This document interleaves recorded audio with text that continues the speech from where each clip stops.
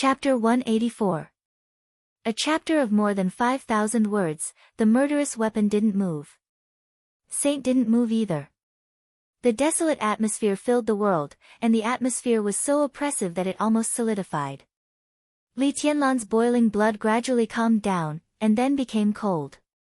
It was piercingly cold. He was in a trance in the dark rain. Relying on his intuition, Li Tianlan could almost clearly feel the muzzle of the murderous weapon pointing at him from a distance. A huge sense of oppression and crisis completely enveloped him, as if he would turn into wisps of dust after a loud noise. Confrontation. It was quiet in the mountain forest. Li Tianlan's pupils had been extremely condensed, and the sharpness in his eyes had completely disappeared. His eyes were full of thick darkness and deathly stillness. The world was full of killing intent. The killing intent was invisible and intangible, but it tore his clothes silently. One after another, bloody wounds appeared all over his body. The wounds were very thin and shallow, but the blood kept flowing. Li Tianlan clenched the human emperor in his hand and suddenly took a step forward. Saint's expression hidden behind the cloak changed dramatically, and he straightened his body almost instantly. Li Tianlan's face was expressionless, and his pupils were dark and gloomy. The killing intent driven by the murderous weapon in the forest was turbulent fiercely as he moved forward. The pressure was like a mountain, and the naked and cruel evil spirit turned into real killing intent, wrapping Li Tianlan layer by layer. Li Tianlan continued to move forward. The second step. His entire body was already covered in blood, yet his body still stood ramrod straight as he passed through the layer upon layer of killing intent emitted by the murderous weapon. An extremely fierce battle will seem to have risen from the ground and shot straight into the curtain of rain above. In this life, I can't be defeated, and I can't retreat. If I fail, I will die. There is no way back. Saint's eyes were slightly relaxed. In his perception, in the mountain forest hundreds of meters ahead, the intense danger that even he could clearly feel seemed to be quietly retreating. It retreated but did not disperse. The mountain forest in front of him seemed to be full of fierce killing intent, which was integrated with heaven and earth, like the rising sun and the setting moon, irresistible. The killing intent in the air gradually receded. The danger gradually receded. Saint grabbed Li Tianlan's shoulder and retreated to the battlefield at the back with him. The battlefield was a mess. This chaotic battle that had only lasted for a few minutes was extremely tragic. Those who survived naturally did not have it easy. As for the dead, not to mention a complete corpse, not even the most fragmented parts were left. The knight and the duke were leaning against each other. Both of them looked abnormally dispirited. Both of them had pale faces and were covered in blood. Their auras were also declining. There was no doubt that the knight was wronged. Heavenly Calamity was known as the contemporary Gun King, and the power of Grimm's smile was amazing enough. But it was not so easy for him to kill a top thunder-shocking realm master like Knight. If Knight got close, Heavenly Calamity could not even hold on for half a minute under Knight's attack. Even if Knight could not break through the blockade of Heavenly Calamity's firepower, it was not easy for Grimm's smile to hit Knight. But tonight, Knight stood straight and took the second shot of Grimm's smile without dodging. Now he was only seriously injured, but he still had some strength left, which showed that the guardian of the supermaster of Samsara deserved his reputation. Dongqing Rushi had already woken up, as if she had just woken up from a dream. Her clear eyes were full of confusion, and she looked a little confused. Seeing Li Tianlan and Saint walking back together, her eyes slightly brightened. She struggled to get up and walk to him, but then she seemed to think of something. She waved her two tender white hands, and the night rain suddenly condensed into blue frost, and then turned into a cloud of semi-liquid water vapor. She forcefully wiped her dirty little face, but after so many days of fleeing, her face was dirty, so how could her palms be clean? As a result, she made use of the water vapor to smear her face more and more dirty. Unknowingly, she had smeared her dusty but still recognizable face into that of a real tabby cat. Even Li Tianlan, who was full of hostility, did not know whether to laugh or cry when he saw this scene. Saint's body slightly trembled in the black robe. As for Knight and Duke, they did not even look at her, as if they were afraid that laughing would affect their internal injuries. Dongqing Rushi also seemed to find something strange. She looked at her hands subconsciously, but she did not scream or get angry. She just stood there quietly, looking a little silly. Don't wipe it. Go back and do it slowly. Li Tianlan walked over and said softly. He looked at the people beside Dongqing Rushi who were still in a coma and shook his head. Coma was the most instinctive self-protection mechanism of the human body, which was good for their recovery. I'm very beautiful.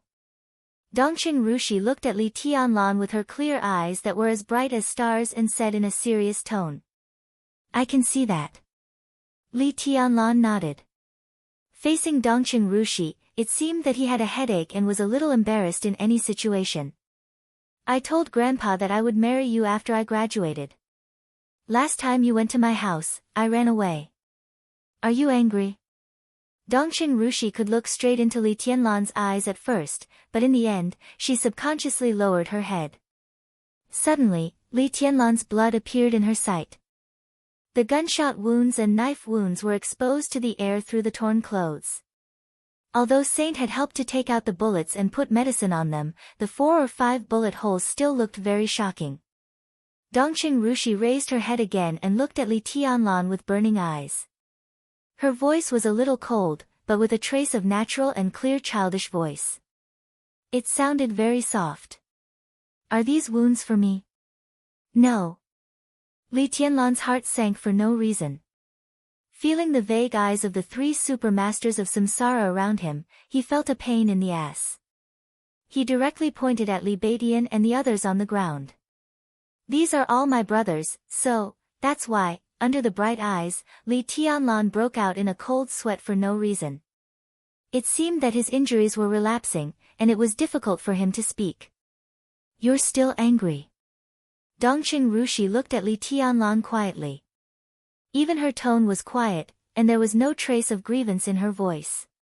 Li Tianlan wanted to deny it, but he felt that this feeling was really weird. He said helplessly, it doesn't matter at all. The most important thing is whether you like me or not, and whether you want to marry me, isn't it? I do. Dongqing Rushi's tone was soft, as if she was being hypnotized. Li Tianlan asked her if she wanted to marry him, but she said she did. What Li Tianlan wanted was an answer, but what Dongqing Rushi gave him was an inevitable result. Did it matter? It didn't seem to matter. Grandpa said that I can only marry you. It was still that kind of quiet tone. It was not a kind of despair, but a kind of calmness with a heart like a starry sky. She said softly, Grandpa said that I can only marry you.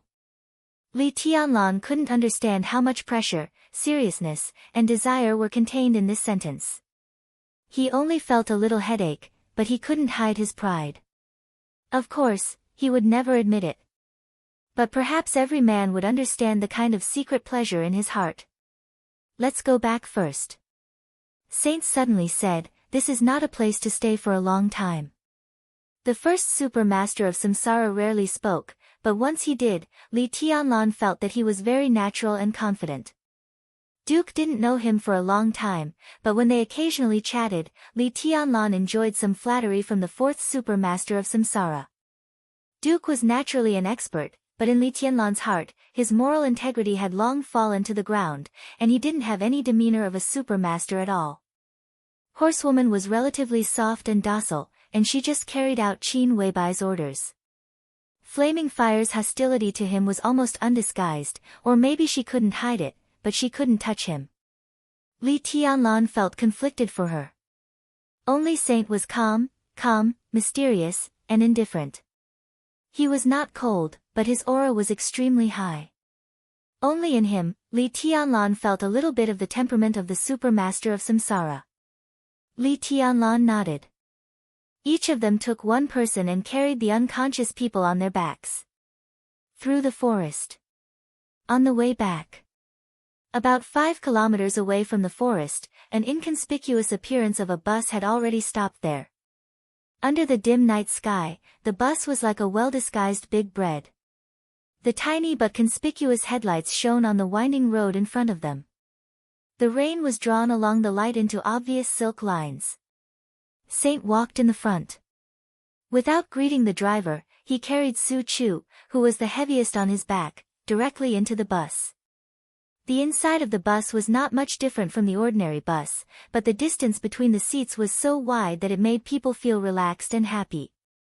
The seats were all made of leather, which was soft and comfortable. Saint threw the behemoth Su Chu on the sofa, found a seat at random, and calmly ordered, "Start the bus." The engine of the bus made a very surging roar, and the bus slowly started. Li Tianlan put down Li Beidian on his back, and then sat beside him, panting. The medicinal powder that Saint applied to him on the way was very effective. When the medicine entered his body, he felt a sense of coolness all over his body, and even his spirit seemed to recover a lot. But this kind of medicine took effect quickly, and the time it lasted was also very short. After carrying Li Beidian for several kilometers, Li Tianlan barely made it to the bus. He was dizzy, and his body seemed to be empty.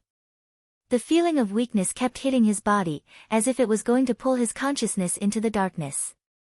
Li Tianlan gritted his teeth and suddenly asked, "Which murderous weapon is it?" "Murderous weapon?"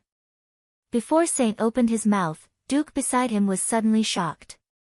He looked at Li Tianlan, and then at Duke, and his expression suddenly became serious. "You were chasing Heavenly Calamity, and you encountered a murderous weapon? Is it in Heavenly Calamity's hands?" "No." Saint was silent for a while, and then shook his head and said, "No force dares to lend a murderous weapon to Heavenly Calamity, and he is only in the fire-flaming realm. How useful can a murderous weapon be if it is given to him? The person with the murderous weapon is hiding in the darkness, and he didn't shoot, so we can't tell which murderous weapon it is." Li Tianlan panted, subconsciously touched his pocket, and took out a pack of cigarettes. But he didn't hold it firmly, and it fell directly under the sofa. Dongqing Rushi, who was sitting beside him, bent down to pick it up and lit it for him, without saying a word. Li Tianlan took a big drag on the cigarette, trying to cheer up his consciousness, which seemed to be about to pass out at any time. Of all the people present, it seemed that no one noticed that when he was chasing Heavenly Calamity, there was one less person on the original battlefield. Maybe someone noticed it, but they never suspected it. "When did Dawn leave?" Li Tianlan suddenly asked, and there was a kind of well-concealed coldness in his tone.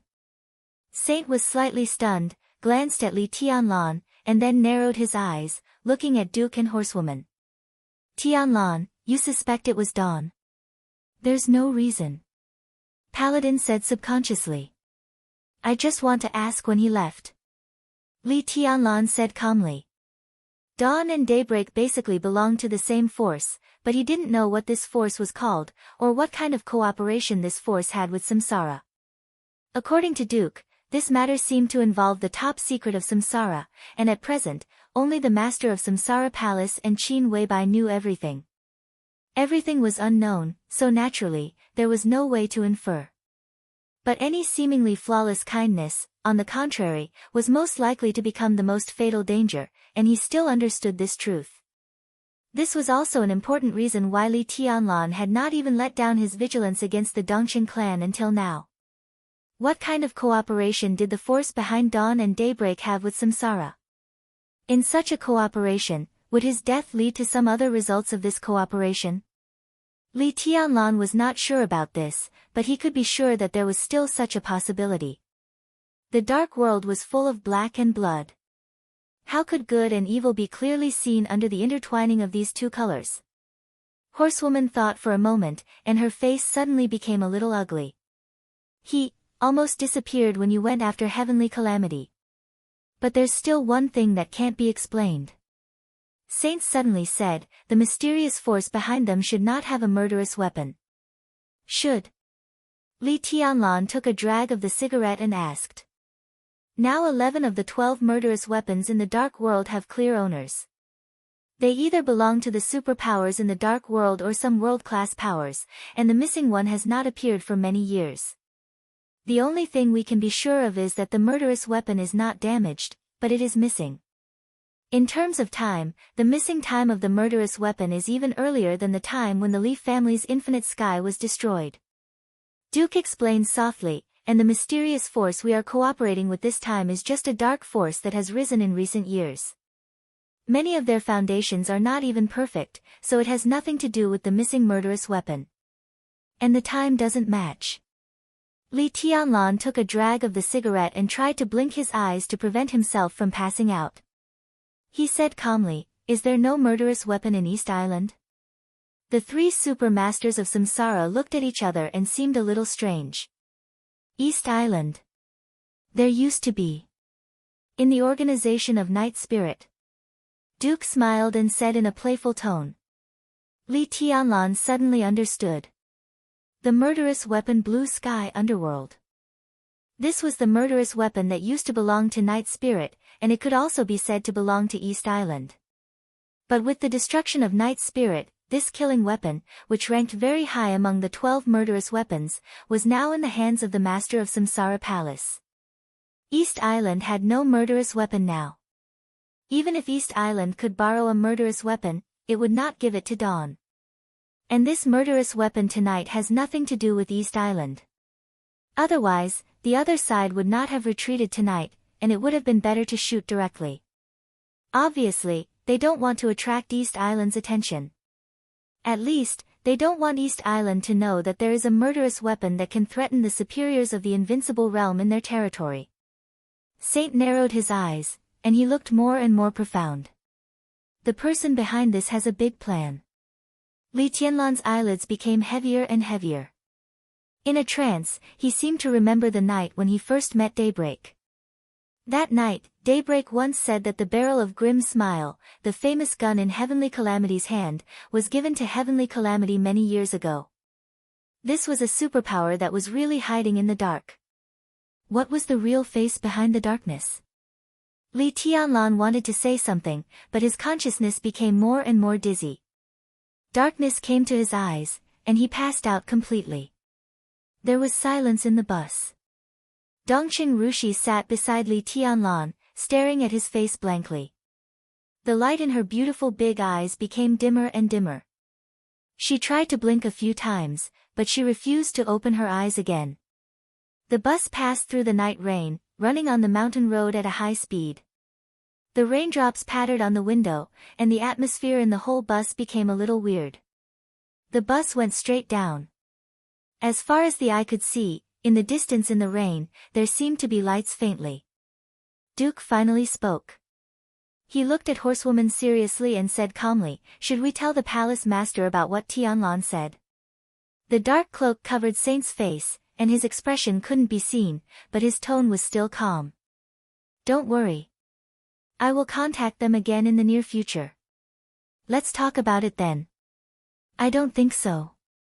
What happened tonight was too dangerous." If you hadn't arrived in time, Duke thought of the sword that instantly shattered Rattlesnake's body hundreds of meters away, and then he thought of Heavenly Calamity's shot. He shook his head. "In fact, you were still late." "If, there is no if." Saint suddenly shook his head. "Even if I didn't show up, nothing would have happened." He turned his head and seemed to look at Duke through the cloak. He said in a low voice, "Have you forgotten Dongqing Rushi's sword?" Duke's expression froze, and the sword intent of myriad paths peerless appeared in his mind. He opened his mouth and said subconsciously, "How did you do that?" Saint was a little confused. "I mean, how did you turn that sword into another sword?" Duke was smiling, but his smile was very forced. Saint was silent for a full 5 minutes, and then he said slowly, "That sword strike was the real invincible sword intent, which was equivalent to the full attack of an invincible realm expert. It was the remaining sword intent in the silence sword, and Dongqing Rushi could trigger it at the cost of her life and that sword." "Do you think I could suppress such a sword strike? And even turn it into another sword?" Duke forced a smile, as if he was suppressing the fear in his heart. "So, you didn't do it?" Saint's body stiffened. After a long time, he said blandly, "Of course it wasn't me. If it wasn't Saint, who else could it be?" Duke didn't dare to think about it for a moment. If it wasn't Saint, it meant that just now, under everyone's eyes, there was a super expert who made a move. He was able to suppress Dongqing Rushi's invincible sword and hide it from everyone's eyes. There was no doubt that he was also a real invincible realm expert. Why did such a person save Dongqing Rushi? Did an invincible realm expert make a move just to save people? Duke tried to make himself believe in this kind reason, but he felt more and more uneasy. It was obviously a good result, but all he could feel was malice. Now East Island, Saint hesitated and said blandly, the situation is out of everyone's control. Anyway, be careful from now on. He glanced at Li Tianlan, who was in a coma, and continued, anyway, protect this guy. If something happens to him, the boss will go crazy. I'll try my best. Duke smiled, but his smile looked worse than crying. Saint didn't say anything. He just quietly turned his head and looked out of the window. Through the cloak and the blurry window, the rain and lights outside the car were mixed together, hazy and blurry. The night was thick. The road ahead was bleak and blurry. Only the rain flew tirelessly and messily, sprinkling all over the city.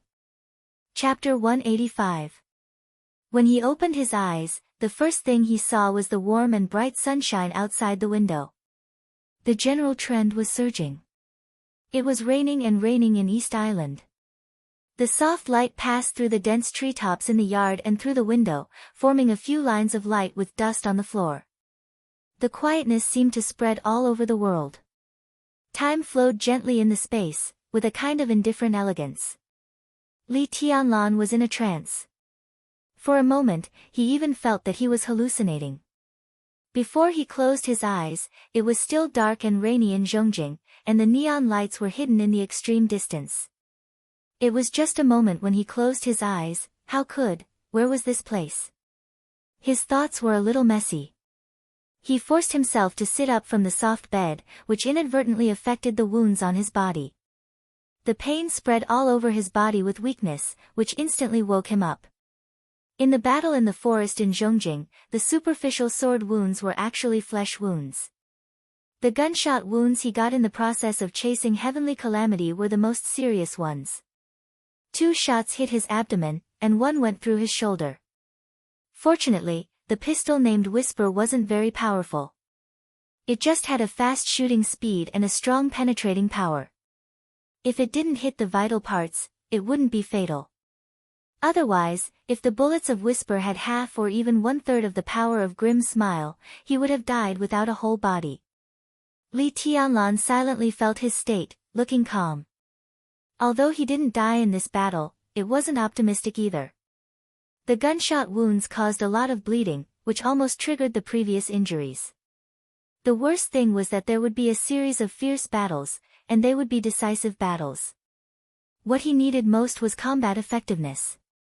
In his current state, it wasn't impossible for him to maintain his combat effectiveness, but he didn't want to pay the price. His arm was still in a drip, and the wound was still painful, but it wasn't heart-wrenching. It seemed that he had applied medicine again. Li Tianlan sighed. Now that he was completely awake, he knew that he was back to the small courtyard in Changdao with excellent environment and concealment. He was about to get out of bed to move his body. Just as he was about to get out of bed, the bedroom door was pushed open. Ning Qiancheng, who was in combat uniform, carrying a gun and a long sword, walked in. He was almost fully armed. Seeing Li Tianlan, who was about to get out of bed, he was slightly stunned and then surprised. "You're awake. Damn, you're finally awake."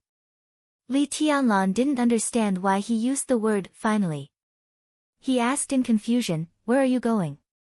He paused and suddenly asked thoughtfully, "How long was I unconscious?" 3 days. Ning Qianqing quickly said, "Qing Yan and I live next door to you.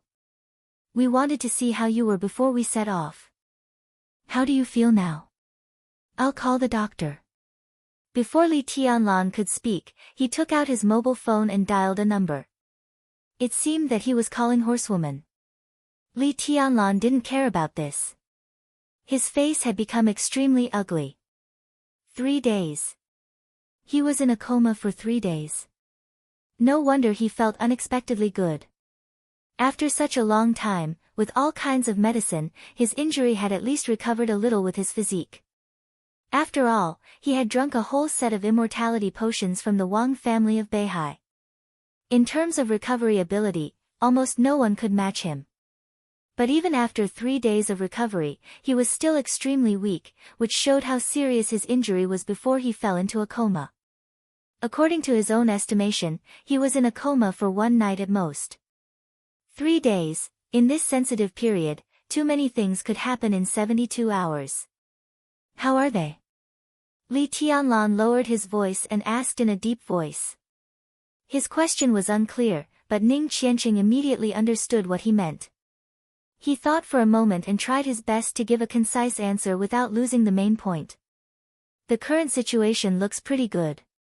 I know some things. It seems that you had samsara use their special channels. Some of our people who were scattered outside were picked up and brought back, about 700 people. Now they have safely arrived in Changdao.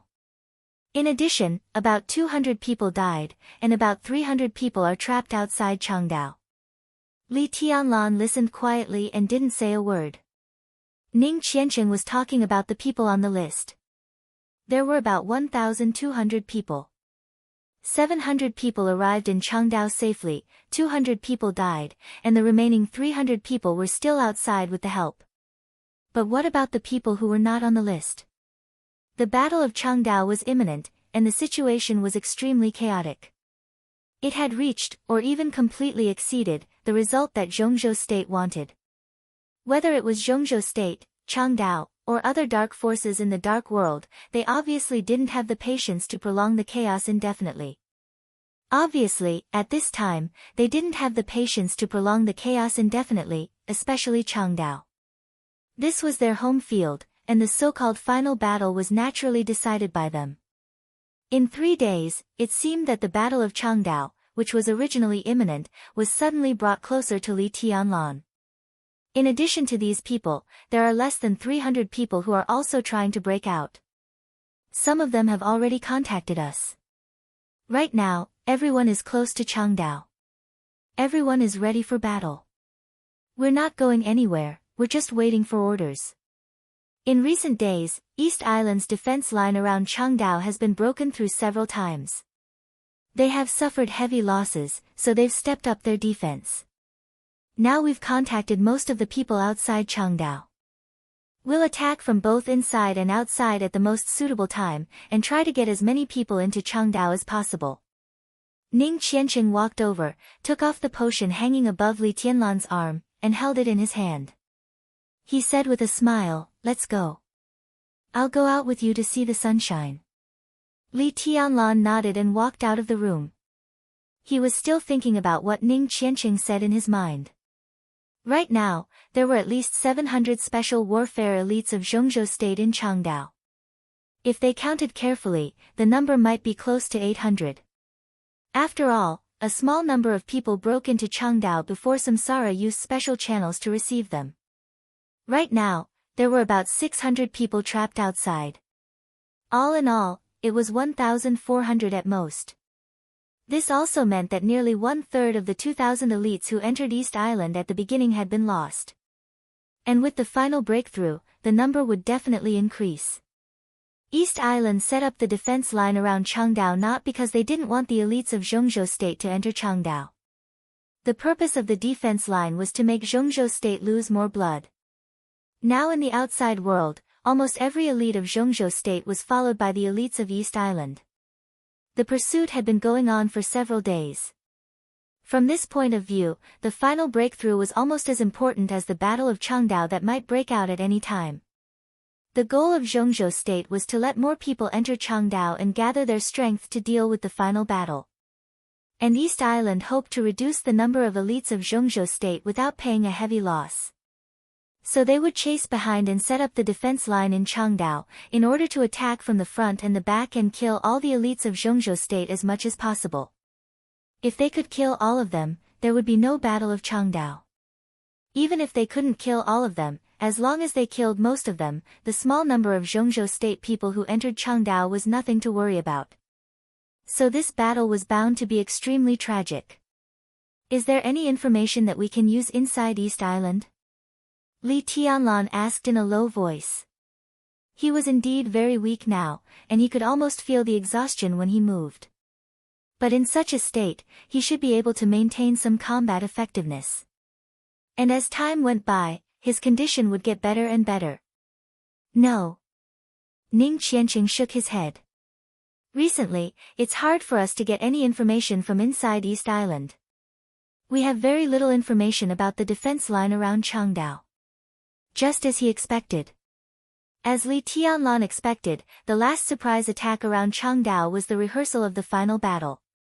East Island would definitely block the news as much as possible to prevent the information from being leaked as much as possible while investing more forces. From this point of view, people from Zhongzhou State were undoubtedly in a passive position. Because even if they wanted to rescue the elites outside Changdao, they lacked the information about the defense line around Changdao. How strong was the defense line that Changdao set up around Changdao? Did it have the hope of breaking through, or was it a complete steel plate? No one could say for sure. Judging from the fact that Ning Qianqing was fully armed and ready to fight at any time but didn't give any orders, it was obvious that the commander of the operation was also hesitating. Li Tianlan hesitated for a while and said nothing in the end. In fact, he knew that the intelligence network that Han Shixuan of Zhongzhou State had built in East Island over the years was uprooted, which was an important reason why it was hard for Zhongzhou State to receive relevant information from East Island. But Samsara was different. The mysterious force that cooperated with Samsara now had a much deeper foundation and covert level than the network set up by Han Shixuan. If this mysterious force took action, even if they couldn't get the core secrets of East Island, they could still get some not-so-secret secrets. At least Zhongzhou State wouldn't be at a loss like this. Obviously, this was a force that only cooperated with Samsara at the moment. Samsara cooperated with Zhongzhou State to plot against East Island. But what was the purpose of cooperating with this mysterious force? What was the purpose of this mysterious force? Vaguely, Li Tianlan seemed to have some feelings, or intuition. Maybe it was what Samsara really needed. Or maybe it was this mysterious force hiding in the dark that Samsara really wanted to cooperate with. And their ultimate goal might be conflict with Zhongzhou State, or even the opposite. Li Tianlan felt a little complicated. Yes, it was complicated. He still believed in Qin Weibai 100%, but when he thought of Samsara, he always felt a little weird. If everything proved to be true later.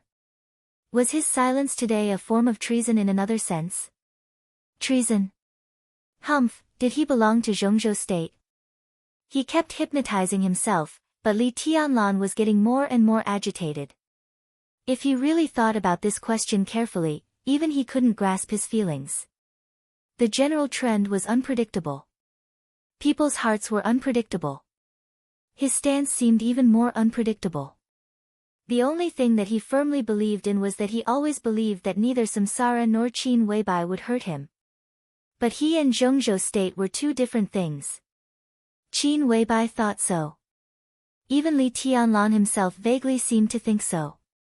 But why did he feel a little uncomfortable in his heart? Give me a cigarette. With Ning Qianqing's help, he walked into the yard. Bathed in the sun, Li Tianlan's pale face seemed to glow slightly. Ning Qianqing handed him a cigarette and lit it for him. Li Tianlan took a deep breath.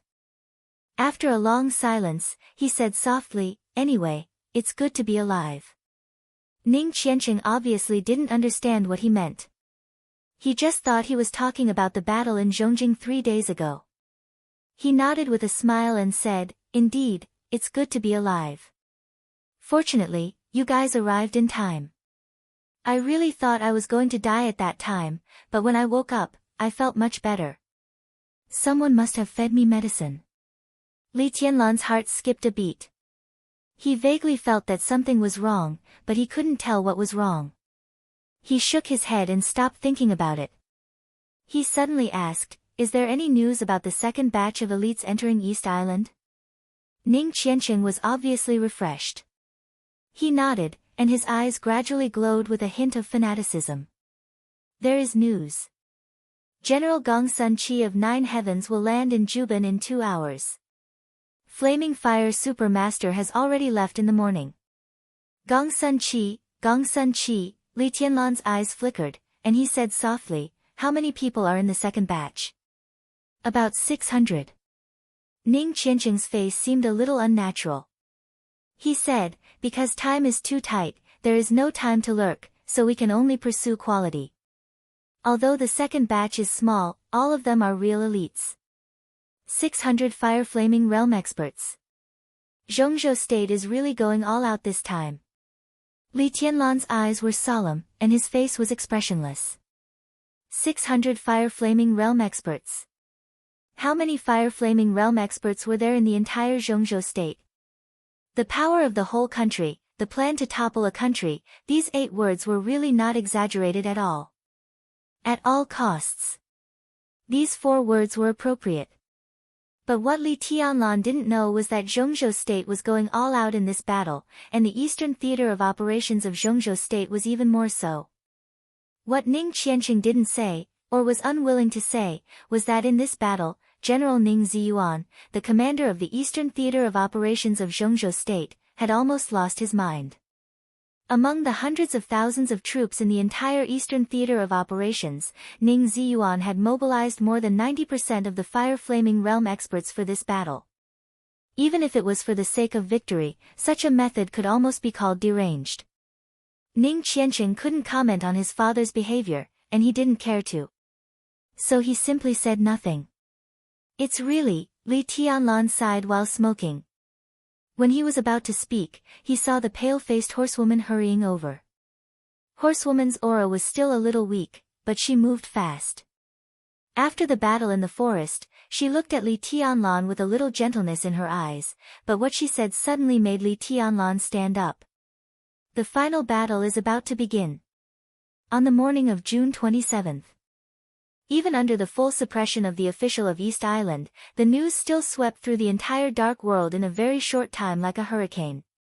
Samsara was looking forward to it, Zhongzhou State was looking forward to it, and countless people were looking forward to it.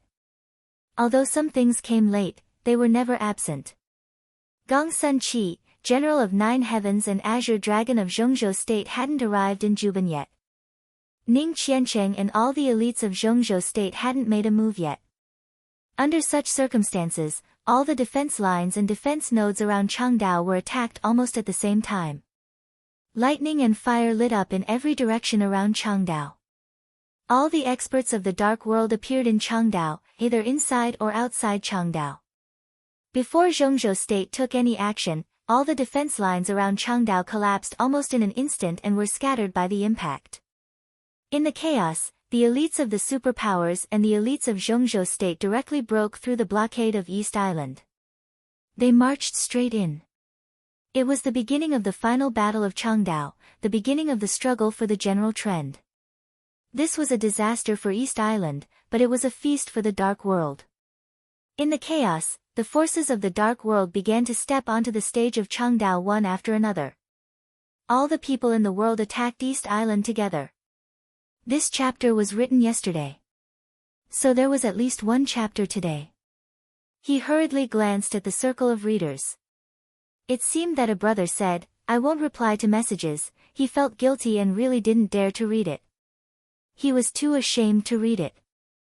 Once he read it, he would definitely explode. He hurriedly glanced at it and didn't see the whole content clearly. Chapter 186. Undercurrents were surging in the Dark World. Zhongzhou State was not peaceful either. In the whole late June, in a hidden place unknown to the world, countless seemingly accidental but inevitable things were running in an intense and orderly manner. Zhongzhou State, East Island, Northern Europe, North America, in the tense atmosphere of an impending storm, the whole Dark World seemed to have formed a big picture and a general trend. It was unpredictable and unsure. For the people in the game of Zhongzhou State, they spent most of the last half of June in meetings. The meetings of the Decision-Making Committee, the Army Headquarters, the Special Warfare Conference of Kunlun City, the internal meetings of various combat agencies, and the joint meetings of various agencies, busy. Under the calm surface, everyone was busy. Chaos. Nothing happened, but everyone had a sense of chaos that was extremely uncomfortable. But there was order in the chaos. Almost every time after the end of a meeting, the whole plan of Zhongzhou State would take a step forward. Under the appearance of chaos, every step was very clear and stable. Although the general trend was chaotic, everyone in the game of Zhongzhou State was full of confidence. The special warfare forces of the whole Zhongzhou State seemed to be in a state of extreme madness. For the beautiful future, Zhongzhou State used all its resources and suppressed all the possibilities of failure to the minimum. Then it was devotion. Constant devotion. And in the process of the whole country plotting against East Island, General Ning Ziyuan, the commander of the Eastern Theater of Operations of Zhongzhou State, was undoubtedly the craziest one. His actions even surprised all the insiders in the country, and they were even dumbfounded. As the strongest supporter of the plot to overturn the country, among the first batch of nearly 2,000 special warfare elites of Zhongzhou State that sneaked into East Island, almost 500 of the most powerful elites were from the Eastern Theater of Operations. Among the 5 theaters of operations, Kunlun City, various special warfare agencies, and the 2 special warfare academies, the Eastern Theater of Operations directly took out a quarter of its manpower. Just when everyone thought it was crazy enough, the list of the second batch of elites sneaking into East Island was sent to everyone in the game. Everyone's first thought when they saw the list was that Ning Ziyuan was crazy. Among the 600 fire-flaming realm experts, 118 were from the Eastern Theater of Operations. And there seemed to be less than 130 fire-flaming realm experts in the entire Eastern Theater of Operations. What did they want to do? Including the first batch of 500 elites who were sent away, at this moment, the elite combat power of the Eastern Theater of Operations could be said to be at a low point that had not been seen for decades. Among the 5 theaters of operations in Zhongzhou State, the Eastern Theater of Operations had always been recognized as a large theater of operations whose comprehensive strength was second only to the Central Theater of Operations. But with Ning Ziyuan's 2 decisions, the status of the Eastern Theater of Operations plummeted, and it almost fell to the bottom of the 5 theaters of operations. Moreover, this kind of strength was destined to be a strength that could not be made up for in a short period of time. After all, it wasn't as simple as sending people to East Island. When people were sent out, the files of the elite soldiers belonging to the Eastern Theater of Operations would also be destroyed in the database of the Eastern Theater of Operations.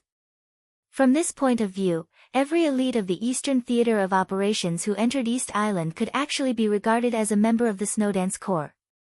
Even if the Southeast Group wanted to use this force to control part of the Snowdance Corps' right to speak, they didn't need to send people over when the war was about to break out.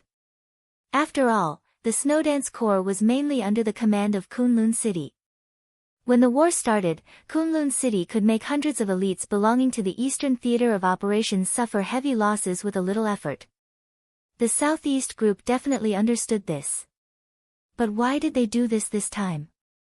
If all this was just because Ning Ziyuan was selfless and devoted to his country, even a fool would not believe it.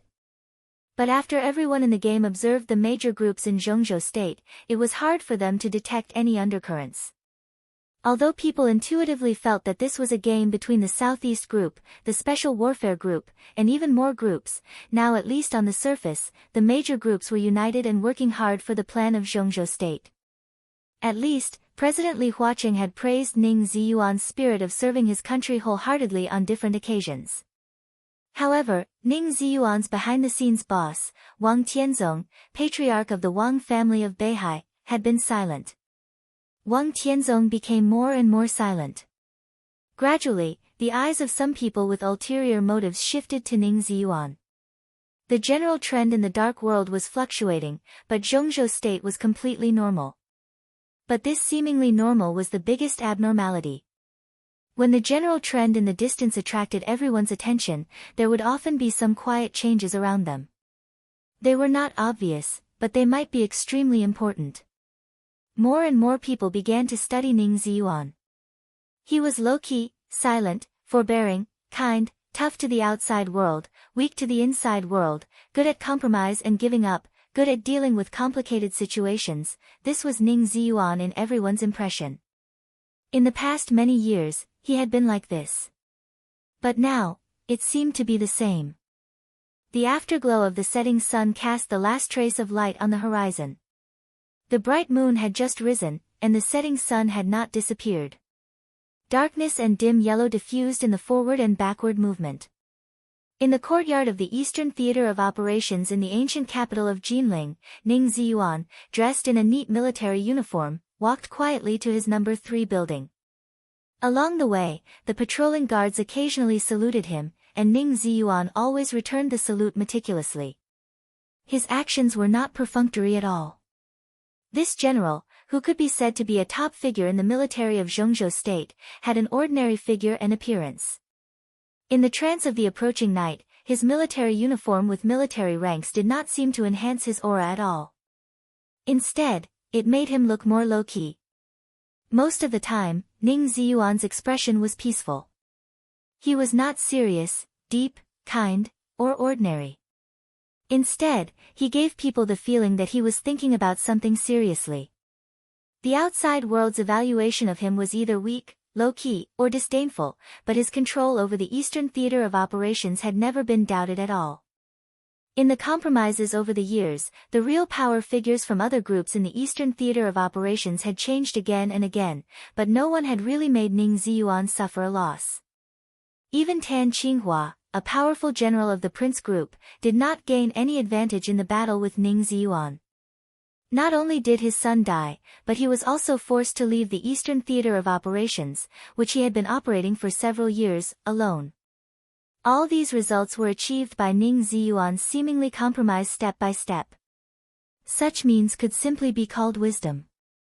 This military general, who was deeply trusted by Wang Tianzong, was definitely a real power figure worthy of careful study by anyone. But imperceptibly, he had become a figure that everyone would subconsciously ignore. In the darkness, he moved faster and faster. Ning Ziyuan passed by the patrolling guards and continued to walk to his residence. The guards stood there and looked at Ning Ziyuan for a long time. Then they shook their heads and continued to patrol. The transfer of a large number of elite experts in the Eastern Theater of Operations was not a secret. Although ordinary soldiers did not know where these people were transferred to, their departure from the Eastern Theater of Operations could not be hidden from everyone. In the last few days of June, not only the top officials in the entire Zhongzhou state were studying Ning Ziyuan, but even the guards in the Eastern Theater of Operations were also deeply curious about Ning Ziyuan's series of actions. Ning Ziyuan reached out to open the door of the 3rd building and walked into the hall. His wife was usually not here, and his son had already fallen out with him. It seemed that they would never see each other again. On weekdays, only he lived in this 2-story wooden building. It was so quiet that it was almost cold. Ning Ziyuan had long been used to this state. He walked past the porch and was about to turn on the light. The light is too bright. It's dazzling. A voice suddenly sounded from the living room. It was light, soft, and warm. The person's control of the voice was almost superb. The voice floated into Ning Ziyuan's ears and did not continue to spread backward. Ning Ziyuan's palm that was pressing the light switch slightly paused. The last ray of the setting sun outside the window completely dissipated. The light and shadow in the hall were hazy and silent. Ning Ziyuan calmly walked into the living room. Through the light and shadow, he vaguely saw the outline of a human figure sitting on the sofa in the living room. He just sat there quietly. He didn't drink the water, nor did he touch the fruit platter in front of him. He just sat there. This is not a place where you should be. Ning Ziyuan walked over and sat down opposite him, frowning. In the darkness, the black shadow who had been sitting there for God knows how long laughed silently. The meaning was unclear. Ning Ziyuan also seemed to feel that his words were a little inappropriate.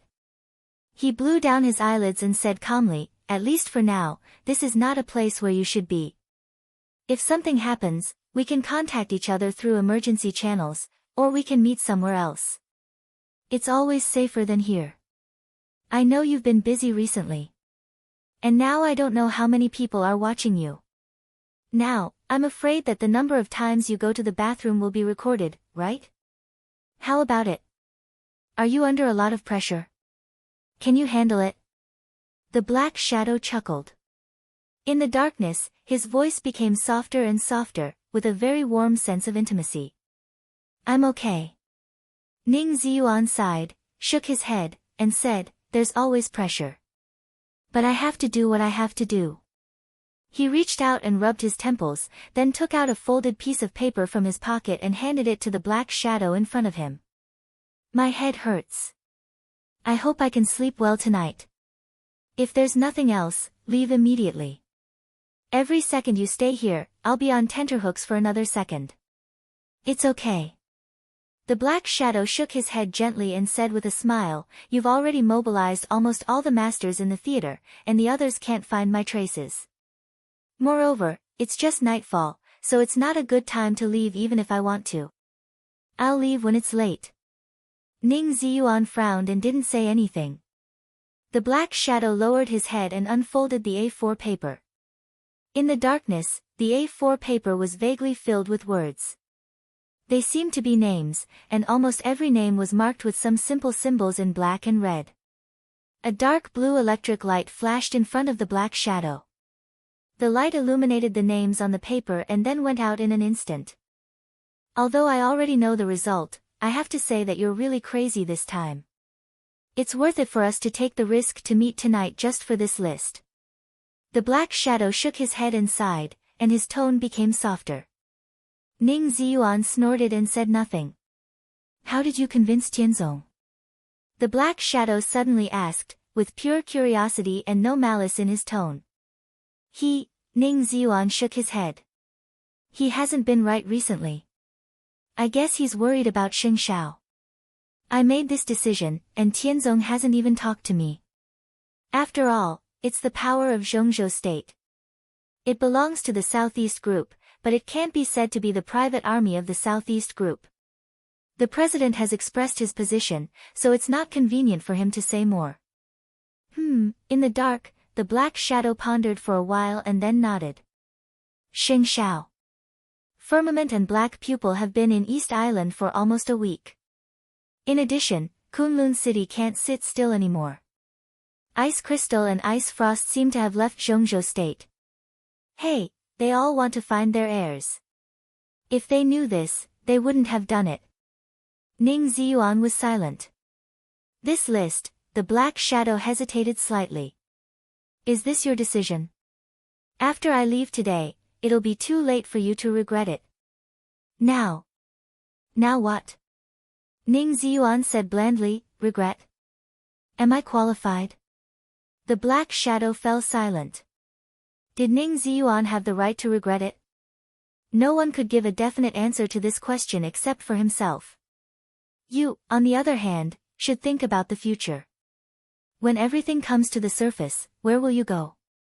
Ning Ziyuan said blandly, slave of 3 surnames, that's not a good title. Bullsh *T slave of 3 surnames. The black shadow sneered. I only have one standpoint. Has it changed after so many years? In the dark, the two of them were silent. Anyway, we've paid so much. One day, we'll get what we want.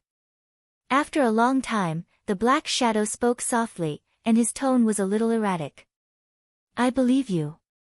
Ning Ziyuan nodded, but his tone was a little cold.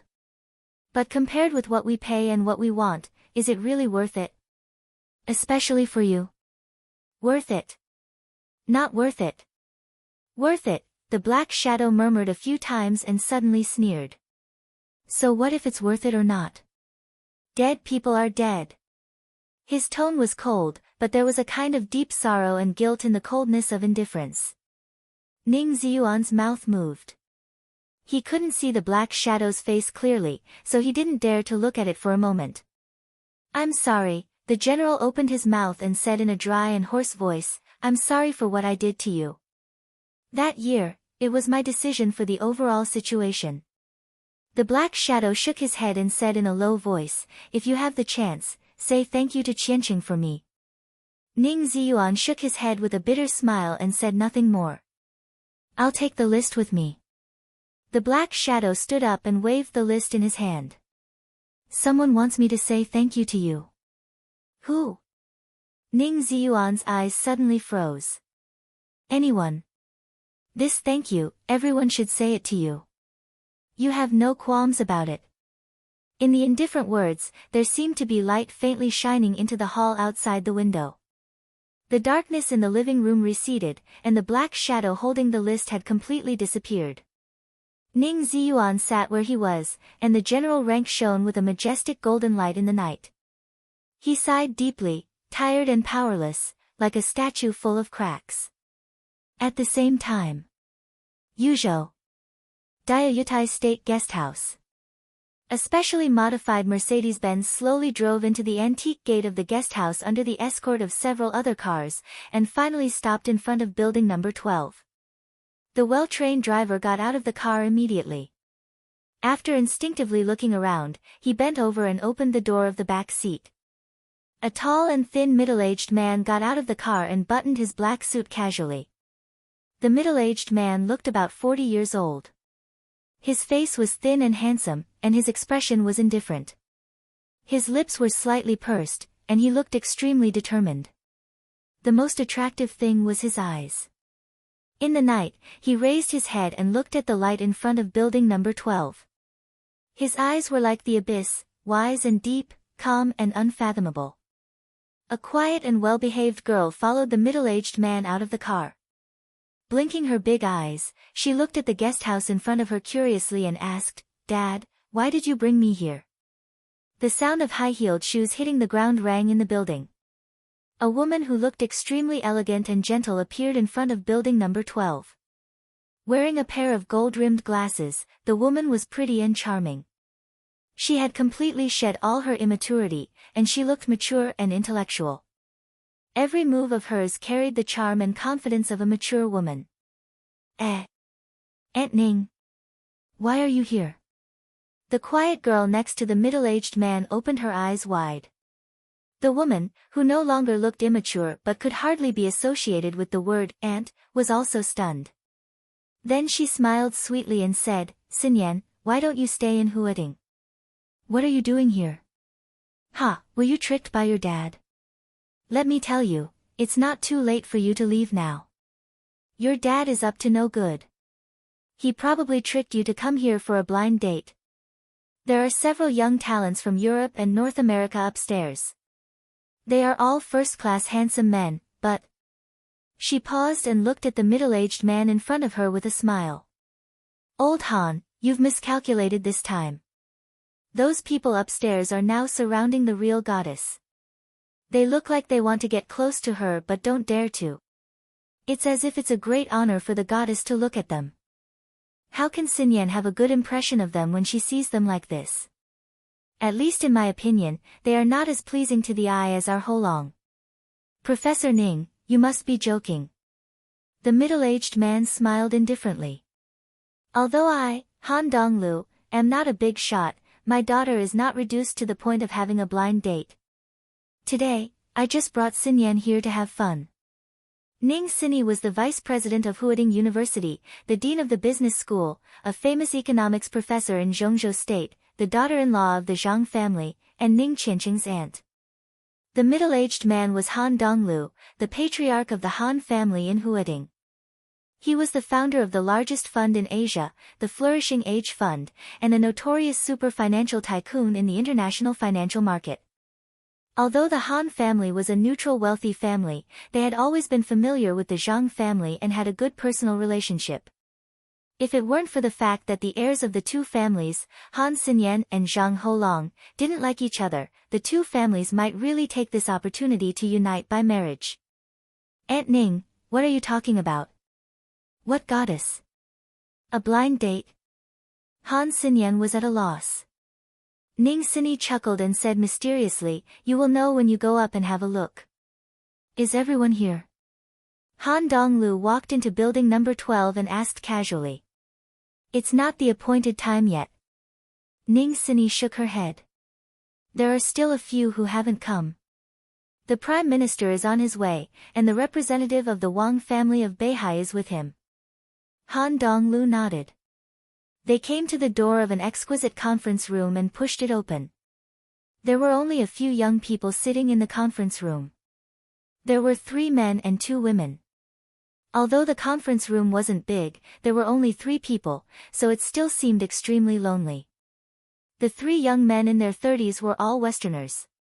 They had white skin, blonde or brown hair, were tall, had sword-like eyebrows and starry eyes, and were in high spirits. They were indeed rare handsome men from the West. When Han Dong-lu and the others came in, a woman who looked to be in her early 20s sat opposite the 3 Westerners, closest to the main seat. She seemed to say something casually. At that moment, the 3 young men, who had a strong aura, almost bowed forward at the same time. Even their smiles became eager. The man in the middle with dazzling blonde hair responded to the woman's words as fast as he could. His smile was so bright that it even reminded Han Xinyan of the pug she raised a few years ago that liked to wag its tail at her. The change was so clear and obvious that Han Xinyan opened her mouth subconsciously and looked stunned. She turned her head subconsciously. In her sight, the seat closest to the main seat was a young woman who she couldn't describe at all. She wore a black suit and a white shirt, revealing a part of her snow-white neck. Her long hair was tied up casually. Facing the 3 young men in front of her who were eager to please like a pet dog, her delicate but slightly sharp face was faint, a little cold, but beautiful like a dream. Han Xinyan had never seen such beauty. She was extremely beautiful, the kind of beauty that could make people feel afraid. It was a sense of invasion that was almost irresistible to both men and women. Goddess. Thinking of Ning Xini's evaluation, Han Xinyan nodded subconsciously and agreed with this evaluation in her heart. If there were really goddesses in the world, they would probably be like this. There was a kind of refreshing fragrance in the conference room, natural and rich, like the most rare and elegant natural body fragrance of a woman. Han Xinyan was in a trance. It was not the first time she had seen the woman in front of her. About 2 months ago, she had appeared on the night Ning Qianqing killed Tan Xilai. At that time, someone called her boss Qin. She seemed to be that. Li Tianlan's woman. Han Xinyan's heart was a little confused for no reason and she felt a little ridiculous. The proud, cold, dreamy woman in front of her also had a man. She tried to shake her head. But Ning Xini had already said with a chuckle, "Everyone, let me introduce." She pointed at Han Dong-lu and said with a smile, "This is Mr. Han Dong-lu, the founder of the Flourishing Age Fund. You should be familiar with him, right?" The 3 Western young men were all stunned and then noticed Han Dong-lu coming in. Thinking of their performance just now, the 3 of them seemed to be a little embarrassed, but they still stood up. "Hello, Mr. Han. I'm Luke Habsburg from the Germanic Empire." The young man on the far left stood up with a smile and took the initiative to extend his hand to Han Dong-lu. His light green eyes looked extremely clear. After coming back to his senses from a trance, his every move seemed to have a very serious style. Han Xinyan felt dizzy. The Habsburg family of the Germanic Empire? In the Germanic Empire and even in the whole of Europe, it was a real giant. Looking at Luke Habsburg's clear and gentle smile, Han Xinyan found it hard to connect him with that, no, those 3 pugs just now. "I'm Raymond Westminster." The young man on the far right also came over with a smile and shook hands with Han Dong-lu. His brown hair was neatly combed and seemed to reflect a soft shimmer. He was also elegant. Han Xinyan's mouth twitched again. Westminster was an ancient wealthy family from Star State. Even in the whole of North America, it was enough to be listed as one of the top wealthy families. "I'm Xiao." The young man in the center, who was as handsome as a young god, was the last to speak. Under the dazzling blonde hair was a handsome, aesthetic, and confident face. Xiao Rothschild. Han Xinyan's heart was already numb. Rothschild. This family name was more than just a Grand Duke of the United Kingdom of Great Britain. Not to mention the upper class, even a considerable number of ordinary people knew the status of this family name in the world financial market. Giants. These were the real giants. Why did they meet with her father tonight? Han Dong-lu shook hands with the 3 of them. His expression was calm and his tone was extremely polite. "This is," Ning Sini hesitated slightly and said with a smile, "everyone is in Huading. I don't know if you two have met each other. Mr. Han, this is Qin Weibai, Boss Qin." She paused. She really felt that Qin Weibai's bodyguard, who was like a transparent person, was not someone to be ignored. But she did not know how to introduce him, so she could only vaguely introduce him. "This is Shadowless." Qin Weibai stood up, and a faint smile bloomed on her cold face. "Hello, Boss Han." "Hello, Boss Qin." Han Donglu also gave a simple response. Qin Weibai didn't reach out her hand. Neither did Han Donglu. Chapter 187. Escape. All the way to the north. He didn't know where he was. He had been chased for many days, and he spent most of his time struggling and running. It didn't matter where he was now. Because Gu Hanshan only knew that he was still in East Island. About a week ago, he passed by the city where he needed emergency supplies. Now he was probably fleeing to the northeast. Other than that, he knew nothing, and he didn't care to find out anything. Zhongjing, Icehouse, Juban, Nara, Ninghu. In the never-ending chase, Gu Hanshan only remembered that he escaped from one city after another, from the urban area to the wilderness, and then back to the urban area. He rested for supplies for a short time, fought desperately, and fled in a panic. To the north. He could only go north. The days of fleeing had made him lose contact with everyone in Zhongzhou State. The dark side of East Island was about to rise, but it was still calm on the surface. Gu Hanshan couldn't collect any information, so he didn't know the plan of Zhongzhou State. He even lost the hunting list at the beginning. He had completely let go of the so-called task and honor. Surviving was the most basic goal. No matter what, he had to survive. The light gradually dimmed. There was no twilight on the horizon. The torrential rain that started from Dongdu had completely covered the whole territory of East Island for days. There had been small-scale tsunamis in several port cities. The sky had been gloomy all the time, from morning to night, and from gloomy to gloomier. In his sight, the undulating barren mountains continued to spread at the end of his sight, and he couldn't see the end. The sky was getting dark, and the whole mountain range seemed to be faintly showing a hint of gloom and horror. The torrential rain fell from the sky, accompanied by the strong wind. Endless weeds rose and fell, and the midsummer air became cold in the rain. There was no light around. Night was coming. Darkness was coming. Desolate, cold, gloomy, and dark. Under the storm, the whole world seemed to have come to an end. Everything in sight seemed to be emitting a kind of doomsday brilliance. Gu Hanshan also seemed to be a little powerless. In the weeds that were half a man's height, he lowered his body, took out a compressed biscuit, tore it open, and stuffed it into his mouth. He swallowed it along with the rain on the horizon. The chase had been going on for nearly half a month. He had been injured several times and fought several times. His supplies had long been used up. Some medicine that could temporarily increase his combat power, medicine that could heal his injuries, and medicine that could replenish his physical strength had been used up about a week ago. Even the compressed biscuits he had now were looted from a supermarket when he risked his life to rush into Changye a few days ago. The tragic thing was that the supplies that were looted from the supermarket were now all used up. It was not that Gu Hanshan had not thought of rushing into the city to do something big, but after thinking about it, Gu Hanshan gave up his plan. What could he do if he rushed into the city? At most, he would only be able to control some unimportant hostages, but he would have to risk being discovered by countless people. Zhongzhou State was plotting against East Island. Now every city in East Island was closely monitored by the top. Gu Hanshan could even be 100% sure that once he went to the city, his whereabouts would be exposed within half an hour. At that time, even if he controlled more hostages, so what? In the battle of the Dark World, hostages were never the most important. Only some barren mountains with complicated terrain were the best route for him to escape. But he was not desperate in a desperate situation.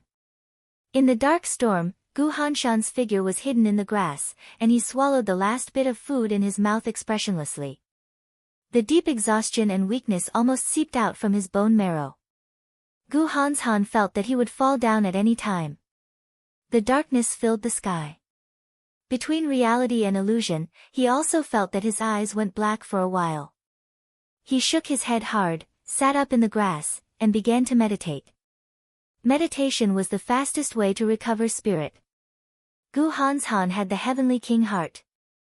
When he entered the meditative state from the silent state, his speed was completely incredible.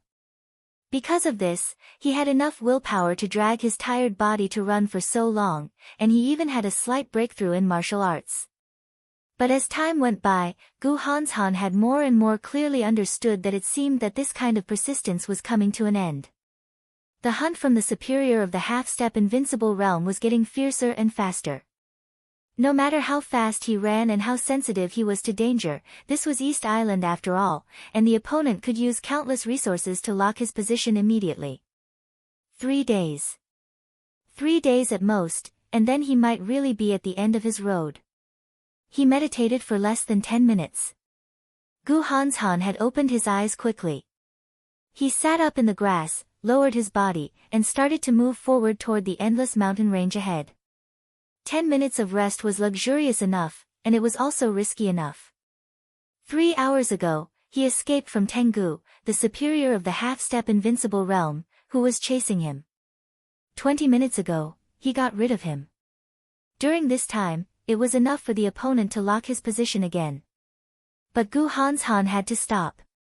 He really couldn't hold on any longer. The footsteps in the grass were getting faster and faster. Suppressing the feeling of blackness and dizziness, Gu Hanshan clenched his fists and went all the way north. He couldn't determine his specific location now, but he could roughly understand that after crossing the endless mountain range in front of him and continuing to go forward for dozens of kilometers, he should be able to reach Toyama or New Island. As long as he was careful enough, he could take a boat from any port in these two places and continue to go north to the south of Beihai province in Zhongzhou state. Although the Wang family of Beihai and Kunlun City weren't on good terms, with the former's magnanimity, he wouldn't run into trouble if he fled there. As long as he went ashore in Beihai province, he would be safe. But this time, the task and the competition with Wang Xingxiao, Gu Hanshan didn't bother to think about it. Speed up. Climb the mountain. Gu Hanshan clenched his teeth and moved faster and faster. In the heavy rain, thunder rolled across the sky, and the mountains seemed to be trembling in the thunder. Pale lightning flashed across the dark sky. The crisis was like an exploding tide, shrouding Gu Hanshan in an instant. There was no time to think. The blazing, solid bright fire instantly covered Gu Hanshan's whole body. The flames surged wildly. The moment the fire lit up, his body rushed forward. At the same time, a large piece of blue lightning fell directly from the top of Gu Hanshan's head. The large piece of fire was smashed by the lightning, splashing sparks and falling on the grassland soaked by the wind and rain. The water vapor was evaporated in an instant, and the wild grass burned wildly. The bleak night was illuminated by the warm fire. In the fire, Gu Hanshan's firm face seemed to be pale and transparent. Heavenly Hound, the left advisor of Wuji Palace, who took action as soon as the thunder sounded, floated in the air expressionlessly. A large amount of lightning swayed around him. Standing in the air, he looked mysterious and powerful, but his face was abnormally pale. Countless bolts of lightning struck the fire on Gu Hanshan's body, and the fire grew. Finally, when the fire disappeared, the lightning in front of Heavenly Hound also disappeared at the same time. Only the sparks that fell on the ground were still spreading rapidly. The fire quickly burned the wild grass about 10 meters around Gu Hanshan, and then it was extinguished by the rain. Thick smoke billowed. Heavenly Hound stared at Gu Hanshan through the thick smoke. The corners of his mouth rose slightly, with cruelty and resentment. He said softly, "Run, keep running. Do you think you can still run away?" Gu Hanshan looked at Heavenly Hound in front of him quietly and said flatly, "Do you think you can catch up with me?" The corners of Heavenly Hound's mouth twitched fiercely, and the fire of anger in his eyes suddenly burned. I can't catch up with you. If I wanted to kill you, you could have died at least 10 times in so many days. The young heavenly son of Zhongzhou State. Oh, bullshit. Gu Hanshan was expressionless and did not speak. He knew that Heavenly Hound was telling the truth. So what if he was a young heavenly son? The realm gap between them was so huge that it couldn't be made up. If Heavenly Hound didn't want to catch him alive, Gu Hanshan would have died long ago in the continuous pursuit. In the isolation of the fire and the thick smoke, Gu Hanshan seemed to squint slightly, and a strange light flashed in his eyes. He didn't bother to think why Heavenly Hound wanted to catch him alive. There were only a few reasons. He wouldn't be so arrogant to think that he was the best in the world, but he had never belittled himself. His talent and his identity were enough to make him one of the most important people among all the people from Zhongzhou State who sneaked into East Island this time.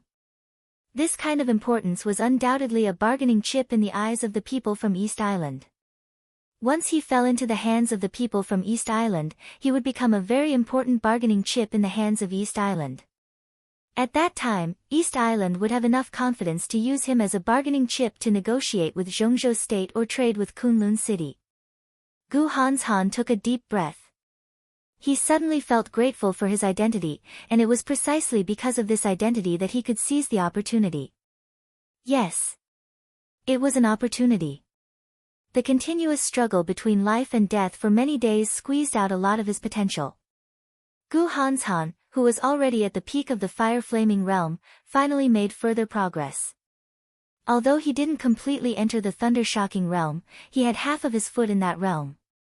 The gap between the half-step thunder-shocking realm and the half-step invincible realm was still huge. But Gu Hanshan had the core of Kunlun City's 10 skills of true martial arts, especially the 9th secluded impasse. That move could be regarded as the pseudo-domain in the invincible realm. Gu Hanshan was barely able to use it when he was at the peak of the fire-flaming realm. After he reached the half-step thunder-shocking realm, he had a deeper understanding of this move. In fact, after such a long pursuit, almost all the injuries on Heavenly Hound were caused by Gu Hanshan in the pseudo-domain of the 9th secluded impasse. Superiors of the half-step invincible realm could also vaguely form pseudo-domains. But in terms of domains, the inheritance of 10 skills of true martial arts was far better than that of Heavenly Hound. Heavenly Hound's pseudo-domain only existed a little longer than that of the 9th secluded impasse. But at the moment when the pseudo-domains of the two sides collided, Gu Hanshan would rush up and fight with Heavenly Hound several times without hesitation. That was a way of fighting in which both sides would suffer or even perish together. Heavenly Hound didn't want to die, so he could only get injured in defense. In half a month, Heavenly Hound was consuming Gu Hanshan's physical strength and willpower, and Gu Hanshan was also consuming Heavenly Hound's state. There was another move, the 9th secluded impasse. Gu Hanshan narrowed his eyes slightly, and there seemed to be some hesitation in his eyes. Based on the current state of both sides, once the 9th secluded impasse appeared, Gu Hanshan had at least a 40% chance to kill Heavenly Hound, and a 20% chance to retreat with serious injuries. In this way, Gu Hanshan himself didn't know how much chance he had to kill Heavenly Hound and retreat with serious injuries. It must not be high. But this kind of low chance was quite worth a try in the current desperate situation. A bit of fire gradually bloomed between Gu Hanshan's hands. In the barren mountain where the fire had been extinguished by the rain, the extremely horrifying high temperature instantly rose. The heavy rain was still falling, but it had been completely evaporated before it reached Gu Hanshan's head.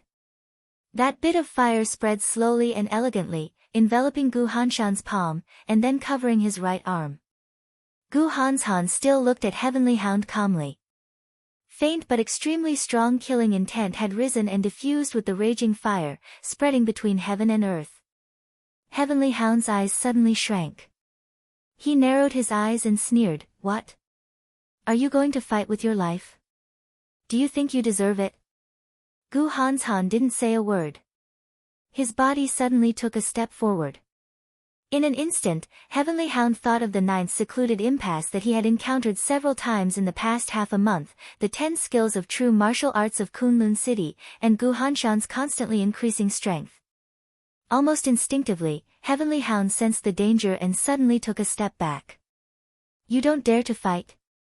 Gu Hanshan slightly raised his eyebrows, and there seemed to be a trace of mockery in his calm tone. Heavenly Hound's face suddenly turned red, and he flew into a rage. But before he could speak, another voice had suddenly sounded in the void. He doesn't dare, but we do. In the sky dozens of meters away, the deep blue lightning suddenly flashed, subtle and dim. Gu Hanshan's hair suddenly stood on end. Although the lightning was dozens of meters away, the unprecedented danger seemed to have appeared around him.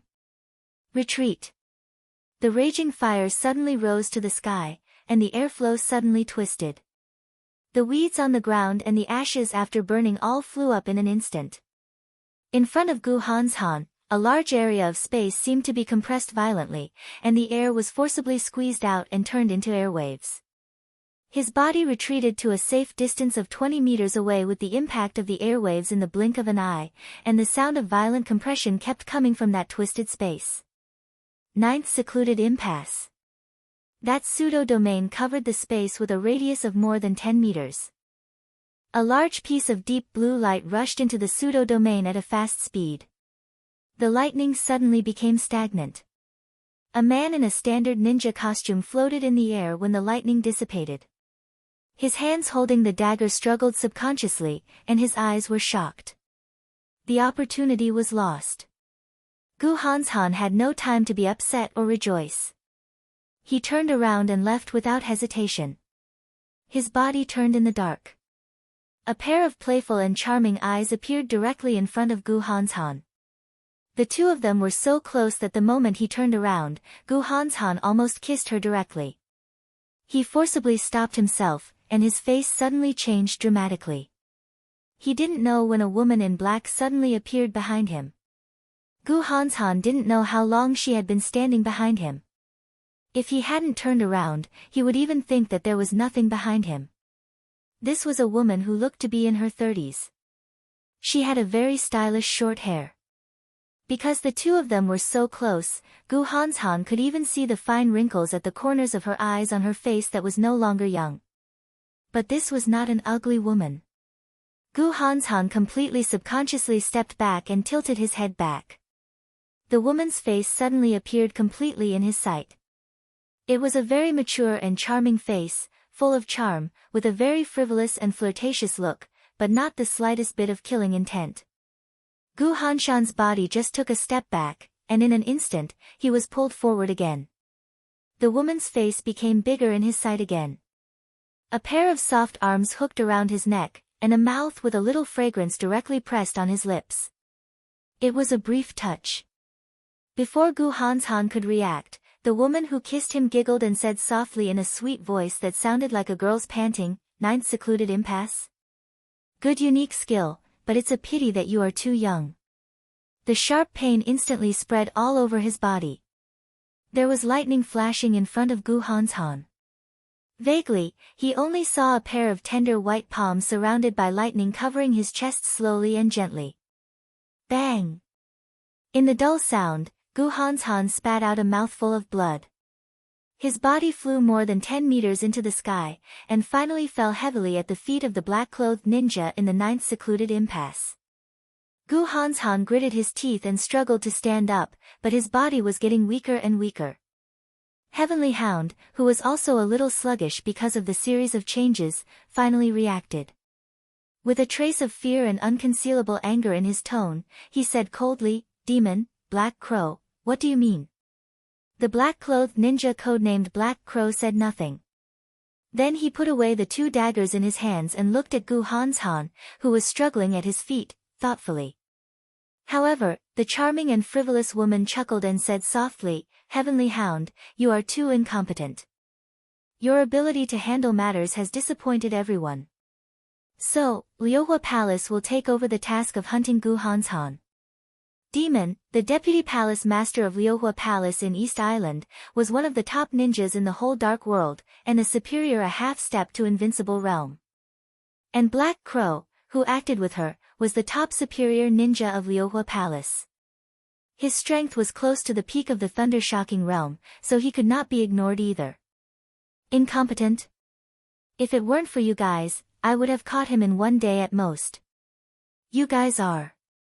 Heavenly Hound was completely furious. Gu Hanshan was also a very important figure in Zhongzhou state. He was known as the young Heavenly Sun. Catching him was definitely a great achievement. At the same time, he was also an extremely difficult young opponent. Heavenly Hound had chased him for so long. Seeing that Gu Hanshan couldn't hold on any longer, Liuhua Palace suddenly jumped out to take his credit and said that he was incompetent.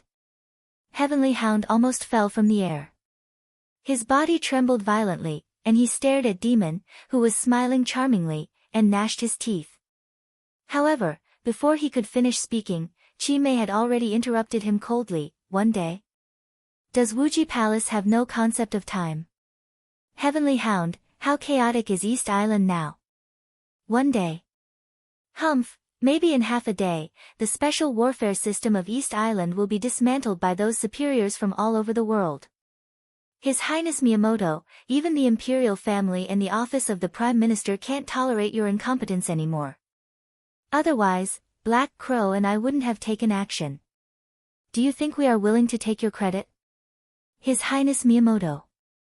The imperial family. The office of the Prime Minister. Heavenly Hound's face changed from red to white, and he was so embarrassed that he wanted to hide himself. No matter what, I chased him here. Even without you guys, he can't run away. Demon, give me Gu Hanshan and let me take him back to Wuji Palace. Then, I'll forget what happened tonight. Heavenly Hound kept silent for 5 minutes and then slowly said. Wuji Palace? Demon smiled softly and shook her head. I think he's more suitable to be a guest in Liuhua Palace. Heavenly Hound raised his eyebrows. Before he could say anything, another abrupt voice rang out. We think he's more suitable to go to Changdao. It was perfect Chinese. Demon's smile froze, and her face suddenly changed. She screamed, Black Crow. Her words were hurried and high-pitched, but it was too late. A bone-chilling sword intent suddenly spread all over the barren mountain. The sword intent was surging and condensing. The sword momentum was silent. The wild wind in the air suddenly blew violently and turned into a storm. All the weeds around were swept up into the sky, flying messily. The turbulent airflow surged wildly. Demon closed her eyes subconsciously. Everything happened in the blink of an eye. For ice walls suddenly rose up around Gu Hanshan. Along with the appearance of the ice walls, there were 2 rays of sword light that were as cold as glaciers. 2 beams of sword light silently flashed out from the swaying weeds. Everyone's eyes flashed faintly, and the 2 beams of sword light directly merged into one. Demon had just screamed when the 2 rays of sword light rushed to the front of Black Crow. Bright and sharp lightning burst out in front of the sword light, accompanied by blood and broken ice all over the sky. The ice walls around Gu Hanshan were instantly broken, and so was Black Crow's body. The sword light was like lightning, drawing a 100-meter-long icy straight line in the barren mountain. 2 figures hid under a ray of sword light, grabbed Gu Hanshan, and kept moving forward in the flashing lightning and sword light. In the blink of an eye, they flew nearly 100 meters away. Both Demon and Heavenly Hound seemed to be confused for a moment. Clap, the broken ice all over the sky fell to the ground with blood and flesh. Demon's body suddenly shook, and she suddenly reacted. She screamed, Who the hell is it? Heavenly Hound's face was solemn and gloomy. People from Kunlun City. Ice Soul, Ice Frost. He took a deep breath, gave Demon a hard look, and turned to leave. Where are you going? Chi Mei let out a shrill scream. Back to Wuji Palace. Heavenly Hound said coldly, If you are not afraid of death, go after him. Demon gritted her teeth and looked at Heavenly Hound's back, motionless. Ice Soul, Ice Frost. These 2 code names might be a little strange in the dark world, but if they were combined, they would be really well known. Kunlun City. Ice Soul and Ice Frost Sword. They might be the most famous pair of twin brothers in the dark world. Both of them were only superiors at the peak of the thunder-shocking realm. But they had the sharpness that made most superiors of the half-step invincible realm retreat. Demon's eyes flickered for a while, but she didn't go after them. After all, like Heavenly Hound, she didn't want to die. Chapter 188. Defeat. When the ultimate attack and the perfect defense failed, any superior, no matter the young heavenly son or the superior of the half-step invincible realm, could only be defeated and then walked on the road of defeat and death. From Wakayama to Changdao, they crossed thousands of miles, covered in blood, and fled in defeat. The heavy rain fell hysterically in the forest with crazy momentum. The heavy rain lasted for several days, and the forest was muddy everywhere. The wet and slippery ground had a slight upward slope, like a low hill. When going up against the slope, one needed to maintain physical strength and couldn't fly in the air. Every step was extremely uncomfortable. The rumbling footsteps behind him were getting closer and closer, as if thousands of horses and soldiers were galloping. The rapidly falling raindrops surrounded the entire forest, but it was difficult to cover the charging footsteps. It was as if thunder was striking the ground, and the dull, thunderous footsteps reverberated continuously, causing the entire forest to tremble. Swift, fierce, tireless, and full of killing intent. In their sight, a metal monster, at least 2 meters tall, was moving straight all the way. The trees in front of him didn't seem to exist in his eyes, and they were broken in the straight way. One by one, the trees kept falling as he moved forward. The clear cracking sound of tree trunks broke through the sound of the rain, and now it was particularly ear-piercing. Damn it, again. Doesn't this monster have any weakness? In front of the forest, Wang Xingxiao, the heir of the Wang family of Beihai, known as the strongest expert of the young generation in Zhongzhou State, looked at the tall figure rushing toward him. The corner of his mouth twitched slightly, and he finally couldn't help but swear. This young prodigy, who was gentle most of the time, had a pale face. His clothes were tattered, dirty, and stained with mud and blood. He looked like a beggar, but his mental state was not bad. At the very least, when he cursed, he was full of energy. If he really had a weakness, he wouldn't be the leader of the Kusanagi force. A woman in black stood beside Wang Xingxiao and said in a flat tone. Black seemed to be the woman's biggest feature. She wore black clothes, black shoes, black hair, and even her skin was dark. The woman wasn't beautiful, because her appearance was too plain, and it was hard to tell her age. This was a woman who wouldn't attract attention anywhere, but she had a pair of extremely weird eyes. Black eyes. Her eyes were huge, but there was no white in her pupils. They were all black, and a faint luster flickered in her pupils. They were dim and gloomy, like a malicious spirit, making people shudder. She stood quietly beside Wang Xingxiao, watching the metal monster approaching, motionless. Run? They were indeed running, but running in front of this monster was a joke in this kind of weather. This was a monster that had been modified to the point where it was no longer human. It knew no exhaustion, never gave up, and had absolute defense and attack power. In this kind of environment, running away with their backs facing it was equivalent to seeking death. The woman narrowed her eyes, which were so creepy and chilling. She looked at the metal monster that was getting closer and closer. Her dark face was abnormally pale and even a little blue. She looked extremely weak. In such a state, no one could tell that she was a top master in the dark world. Black pupil from the Wang family of Beihai. Within the Wang family of Beihai, which was full of experts and had a deep foundation, her strength might not be at the top, but she was very close to it. An expert who was extremely close to the half-step invincible realm, even if there was no room for improvement, would be the top existence in any superpower. Energy. A deep voice suddenly sounded, calm and hoarse. A middle-aged man who looked like he was in his 40s stood on the other side of Wang Xingxiao. From his position, he was even a little closer to Wang Xingxiao and Black Pupil. That was the position where he could withstand the most attacks and fight back first. Once the battle broke out, he could minimize the attacks on the two people behind him. The man was a little short and fat. The expression on his round face was calm, but there seemed to be lightning flashing in the depths of his eyes. He looked calm and intense. Closer. Closer and closer. In the heavy rain, the metal armor on the metal monster that was rushing toward them had begun to deform slightly. Almost in the blink of an eye, it changed from the charging form to the fighting form. The muzzle on the shoulder, the saber on the arm, and the gun barrel on the finger were exposed one by one. 50 meters. 30 meters. The rain hit the armor crazily. The armor made of special alloy shone with a cold and sharp light, with a smell of death.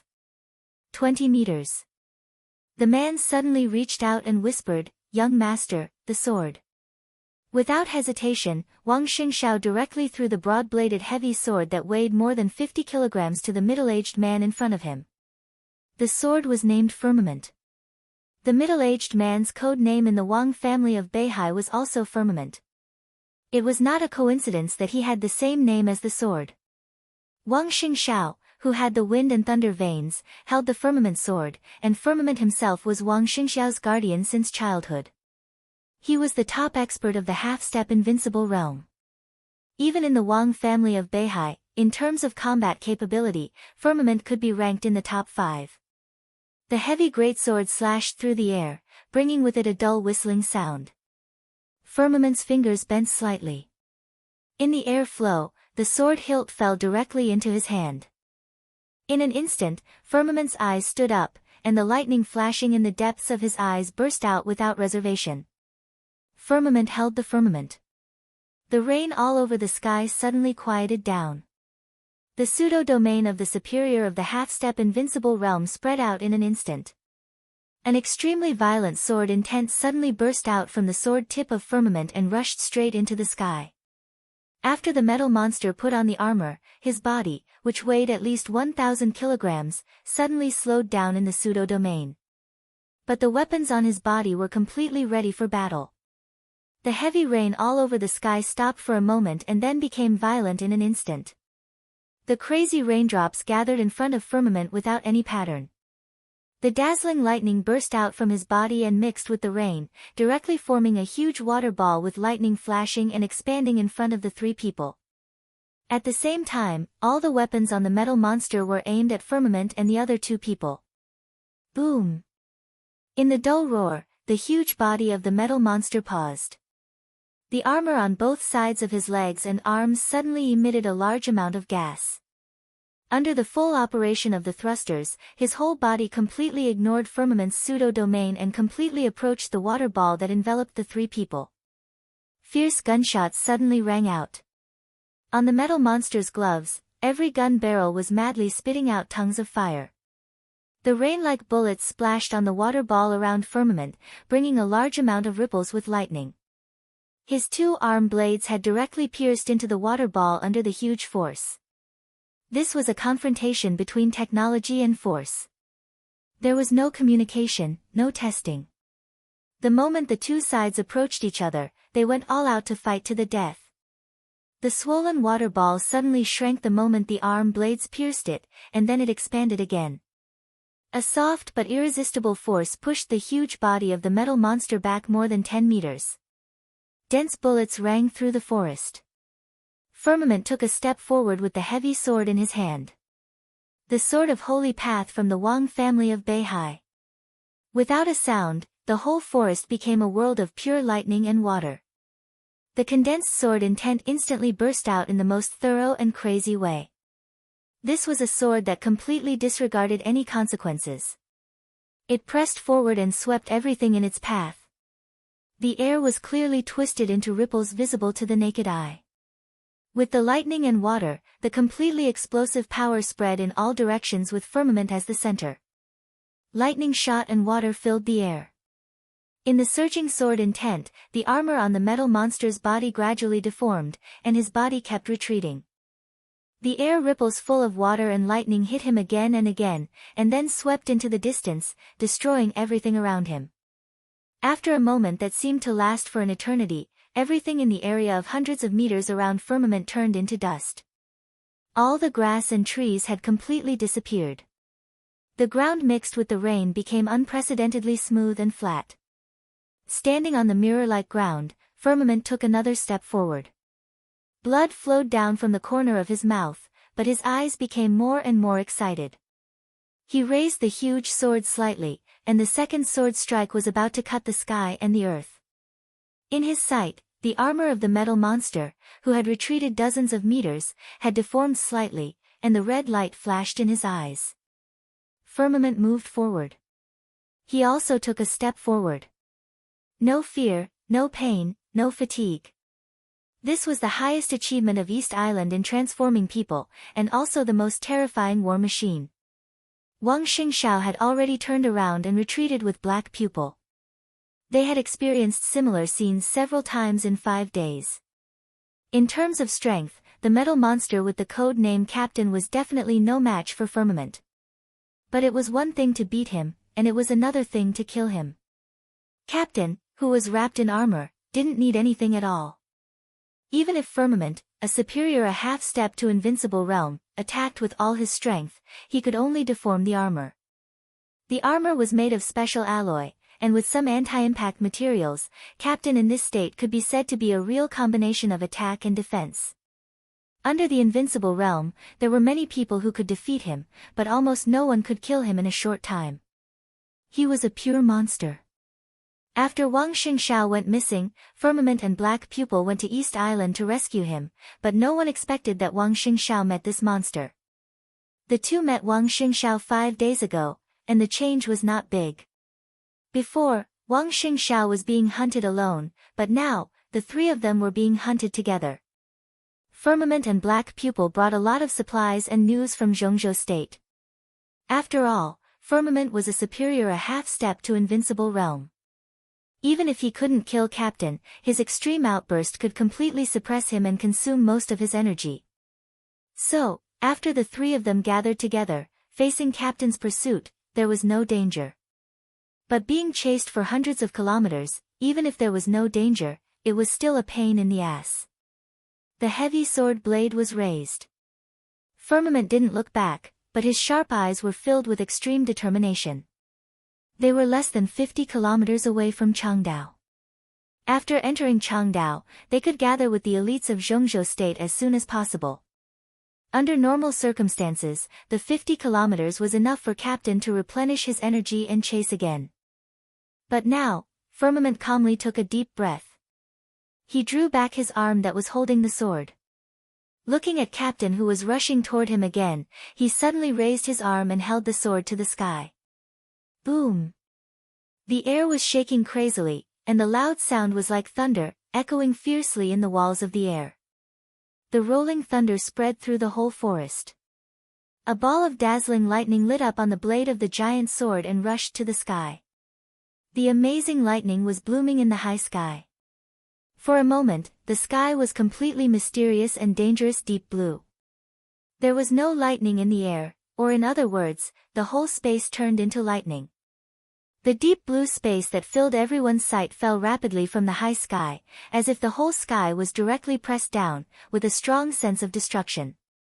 The sword that destroyed the world. The sword that shook the world.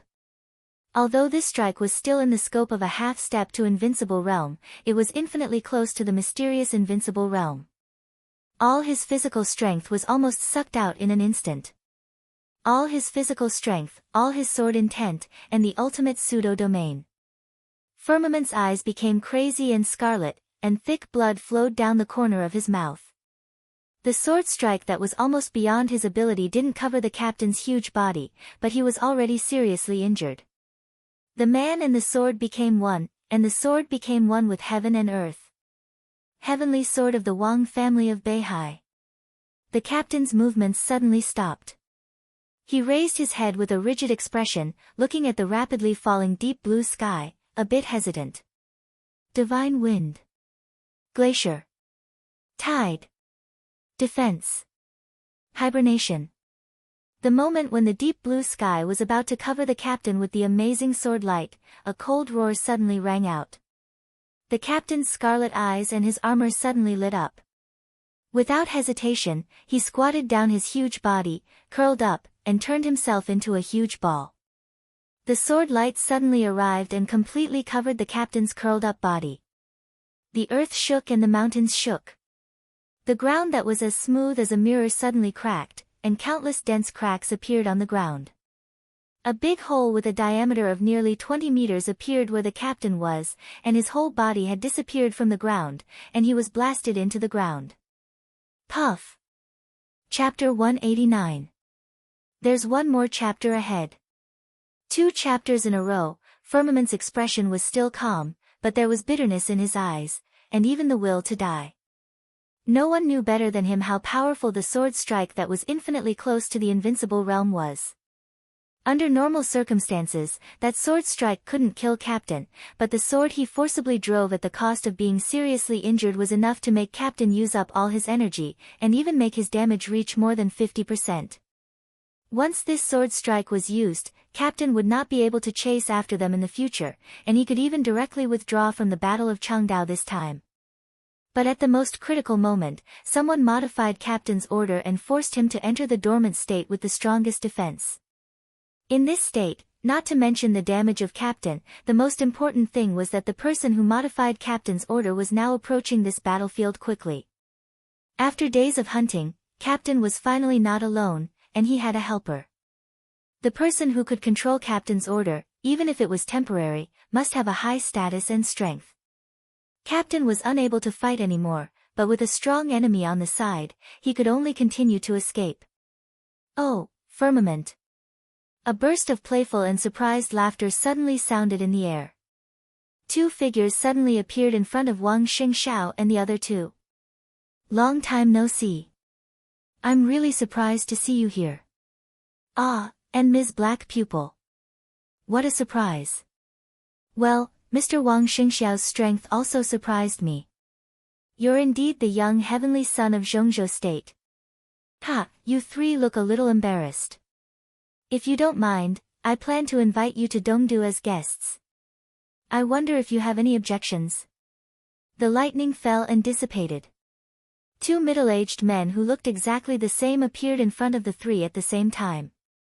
They were 2 extremely handsome men. The weirdest thing was that both of them had waist-length hair and wore kimonos, looking old and gloomy.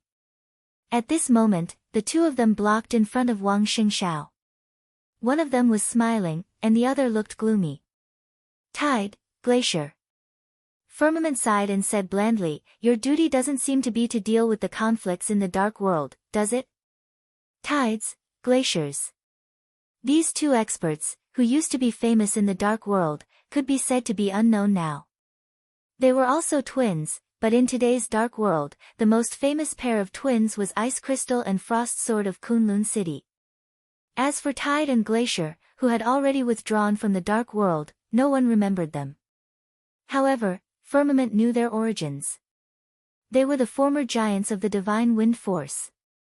10 years ago, they were the left and right commanders of the Divine Wind Force, the second and the third in the Special Warfare Center of East Island. But about 8 years ago, after the 2 failed to reach the invincible realm before the age of 40, they were both disheartened. They left the dark world and went to the East Island Imperial Palace. They were now the left and right guards of the Mikado. The reason why Firmament knew them was that when the Mikado of East Island visited Beihai Province a few years ago, they met and Wang Tianzong told him about the origin of the brothers. 2 half-step invincible realm experts. Furthermore, they were twin brothers who shared the same thoughts. The corners of Firmament's mouth became more and more bitter. Even in his heyday, he might be able to suppress one of them, but when the 2 of them joined hands, he was absolutely no match for them. And now, he was seriously injured and couldn't even hold one of them back. This is East Island. Tide chuckled and said softly with a smile on his face, anything we think is necessary is within our scope of responsibility. Including bullying the weak and catching a junior. The captain of the Kusanagi force hunted him down for half a month without any result, and then you 2 came here. You really made East Island proud. Firmament said in a mocking tone. Although the captain still has a human mind, in the process of transformation, the sharpness of his mind will inevitably decline. Now he's very stiff. Tide sighed and said with a smile, East Island's current scientific and technological power is far less than that of Zhongzhou State. If we could also develop something like the Four Spirits armor, we would also choose a real person to lead the Kusanagi force. But unfortunately, we can't do that. Firmament narrowed his eyes, forcibly suppressed his serious injury, and started to increase his strength desperately. Tide didn't seem to mind his dying struggle. He continued, in fact, if time permits, we don't mind if the captain continues to play with Mr. Wang Xingxiao. Anyway, he will be caught sooner or later. But now time doesn't permit it, and neither does the situation. You three are too close to Changdao, so we came here. His Majesty the Mikado thinks it's not suitable for you three to go to East Island now. On the contrary, the Imperial Palace is the most suitable place for you. Mr. Wang Xingxiao is a very important person, we think. He's not the only important one. Gu Hanshan is also uncontactable. You've made a lot of secret deals with Kunlun City in recent years, haven't you? Catching him can also bring you greater benefits. An ice crystal frost sword has now arrived in East Island. Don't you want to meet him? Firmament calmly interrupted Tide's words. Firmament, are you insulting us? Ice crystal frost sword. What the hell is that? Before Tide could say anything, Glacier, who had a cold expression on his face, took a step forward and spoke in an eerie voice. He wasn't tall, and he was wearing a kimono. His waist-length hair made him look even shorter. However, as he walked forward, an extremely eerie killing intent gushed out from him, causing people to subconsciously ignore the fact that he wasn't tall enough. Firmament smiled and didn't say anything. He held the sword hilt tighter and tighter. The sword energy circulated around him and became more and more obvious. He knew why Glacier was so angry. Ice Crystal Frost Sword was famous in the Dark World now, but in fact, a few years ago, the Dark World didn't have this name. At that time, they called it Ice Crystal Sword Master and Ice Frost Sword Master. The word, Sword Master, had a very special meaning for the Dark World of Zhongzhou State, because this word had always belonged to Mount Shu in the past hundreds of years. Ice Crystal Frost Sword from Kunlun City called themselves Sword Master, which was obviously a provocation to Mount Shu. As for whether Gu Xingyun, the governor of Kunlun City, planned it or not, no one knew. Because before the series of conspiracies could be carried out, Wei Kunlun, the Nirvana Sword Master of Mount Shu, went straight to Kunlun City and challenged the twin brothers who were at the peak of the Thundershocking realm at that time. After that battle, the two sword masters became the Ice Crystal Frost Sword of today. Glacier and Tide were both figures of the half-step invincible realm, and they thought highly of themselves. They didn't think they were inferior to Wei Kunlun. He compared Wei Kunlun's defeated opponents with them, which showed his disdain. Ice Crystal Frost Sword is not worthy for us to intercept. Only people like you, Firmament, and young heavenly sons like Mr. Wang Xingxiao are worthy for us to come here. Oh, and Ms. Black Pupil, your eyes are so charming. Maybe they will be more beautiful if we dig them out. What do you think? Tide chuckled and squinted his eyes. He didn't look at Firmament or Black Pupil anymore. His eyes fell on Wang Xingxiao, who looked calm. Well, I think we don't have to waste time. Young Master Wang, are you going back with us? Or are you going to resist? No matter what choice you make, we are very welcome. I can go wherever I want. Now, I want to go to Changdao. Wang Xingxiao said blandly, make way. Good spirit. Tide gave him a thumbs up and praised sincerely, it's a pity that your strength is too low, and Firmament is seriously injured. What capital do you have to resist us? Ms. Black Pupil. She's not enough, far from enough. You can try. Wang Xingxiao suddenly reached out his hand and took the giant sword from Firmament's hand, smiling more and more gently. That's not a good idea. Tide shook his head and said seriously, I advise you not to resist. Today, we are here. No matter what, you have to go with us. No one can stop us. He really didn't want to fight with Wang Xingxiao. If there was an accident in the battle, more than one heir of the Wang family of Beihai would be killed or injured. For East Island, it meant tens of thousands of square kilometers of land rented by the royal family, which originally belonged to East Island. They can't stop you, but what about me? A soft and cold voice suddenly rang out from afar. A white dot suddenly appeared in the distance. When the voice rang out, the person was still far away, but as the voice fell, he had already appeared next to Wang Xingxiao. He was dressed in white, with an evil face and a cold temperament. A vague but deadly danger suddenly spread in the forest. It was as thin as a needle, but extremely sharp. Tide's pupils suddenly contracted. He stared at the man in white who suddenly appeared in front of him and said coldly, "Who are you?" "My name is Daybreak." The man in white narrowed his eyes and looked playfully at Tide and Glacier, who looked like they were facing a formidable enemy. He said softly, "You are no match for me. So, they should go back to Changdao with me. Do you have a problem with that?" Tide sneered and was about to say something. Daybreak said meaningfully again, "A word of advice. If you say something, you will die." The night wind blew. Daybreak's soft tone revealed an indescribable weirdness and coldness, which made people's scalps numb. "Are you friends?" Tide stared at Daybreak and asked. He had never heard of the code name Daybreak, but he suddenly appeared here, and the vague sense of danger kept stimulating his skin all over. Tide was sure that this man in white with a weird background was at least a superior of the half-step invincible realm, and even if he was a superior of the half-step invincible realm, he should be a top-notch superior. For example, Azure Dragon Gong Sun Chi of Zhongzhou State, Tribulation of Sai City, Saint of Samsara Palace, Firmament of the Wang family of Beihai, they were no match for such a person alone. But once they joined hands, it was hard to say who would win and who would lose. Tide clenched his fist, and the killing intent flashed in his eyes. "No." Daybreak shook his head with a smile, but his eyes drifted for a moment. He said blandly, "I was entrusted by someone. Someone asked me to bring them back to East Island safely." "Who is it?" Before Tide opened his mouth, Wang Xingxiao and Black Pupil had asked in unison. "Samsara." Daybreak didn't seem to be on guard against a pair of twin brothers of the half-step invincible realm. He looked back at Wang Xingxiao with a smile and said in a soft tone, "To be exact, it should be Li Tianlan." Li Tianlan. Wang Xingxiao just looked weird.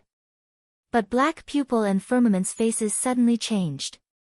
Vaguely, they knew that there seemed to be another knot between Li Tianlan and the Wang family of Beihai. Everyone had a reason to save the elites of Zhongzhou State who were in East Island, except for Li Tianlan. "Oh. Li Tianlan," Tide nodded. "He's a very important person. In fact, if he wasn't in Changdao, maybe we would have done something to him." Daybreak couldn't help laughing. In the angry eyes of Tide and Glacier, his expression seemed to be a little sympathetic. "You two have good strength, but you can't do anything to him." "Really? You?" Glacier said coldly. A bolt of lightning had already begun to spread out from his palm. The lightning curled around him, illuminating his entire body with a dark blue color. "Of course, not just me." Daybreak looked at Tide and Glacier meaningfully, and said softly, "Your alertness is too poor. Didn't anyone tell you to pay attention to your back all the time?" "Behind?" Tide's heart skipped a beat, but he didn't move. Glacier had already turned his head around to take a quick glance. He just glanced back and turned around. Then his body shook, and he suddenly froze on the spot. About 2 or 3 seconds later, he suddenly turned around again and looked behind him, with an incredible shock on his face. Tide, who had sensed that something was wrong, felt his heart gradually sink. He suddenly pulled Glacier, and the two brothers retreated dozens of meters away. Then they turned around. In an instant, Tide's eyes widened as he stared behind him, dumbfounded as if he had seen a ghost. In the dark forest, the rain was messy, and the wind was howling. Everything in the forest was vague and indistinct. Behind the two of them, about 100 meters away, shadows slowly walked out of the blurry darkness one after another. They were in groups. Little by little, the fire lit up, and the hot temperature evaporated the rain curtain and baked the forest. Tide's face was pale, and he felt a little cold all over. The figures in his sight were all superiors of the fire-flaming realm. In the darkness, there were flames mixed and connected, and the figures gathered together. Chapter 190. Once the chaos started, it obviously wouldn't stop in a short time. More and more superiors entered Changdao from different channels. The surprise attack on the outer defense line of Changdao on the first day wasn't the end. On the contrary, it was just a prelude. With the arrival of a large number of superiors from the Dark World, there were fights almost every day on the edge of Changdao. All the dark superpowers seemed to have reached a tacit agreement: let East Island bleed first. Even if a large number of elites from East Island were trapped in Zhongzhou State. Even all the dark superpowers in the world started to gather in Changdao. But it was undeniable that this was still East Island's home ground. In a face-to-face battle, not to mention whether all the superpowers could unite, even if all of them gathered together, they might not be East Island's match. At the very least, even if they won, it would be a Pyrrhic victory, and every superpower would suffer heavy losses, which no one was willing to accept. Right now, most of the elites of East Island gathered in Changdao and set up defense lines around Changdao. How could the superpowers let go of such an obvious target? Almost at the same time, everyone started to attack the special warfare defense line around Changdao again and again. The intensive and frequent raids didn't even give East Island a chance to reorganize.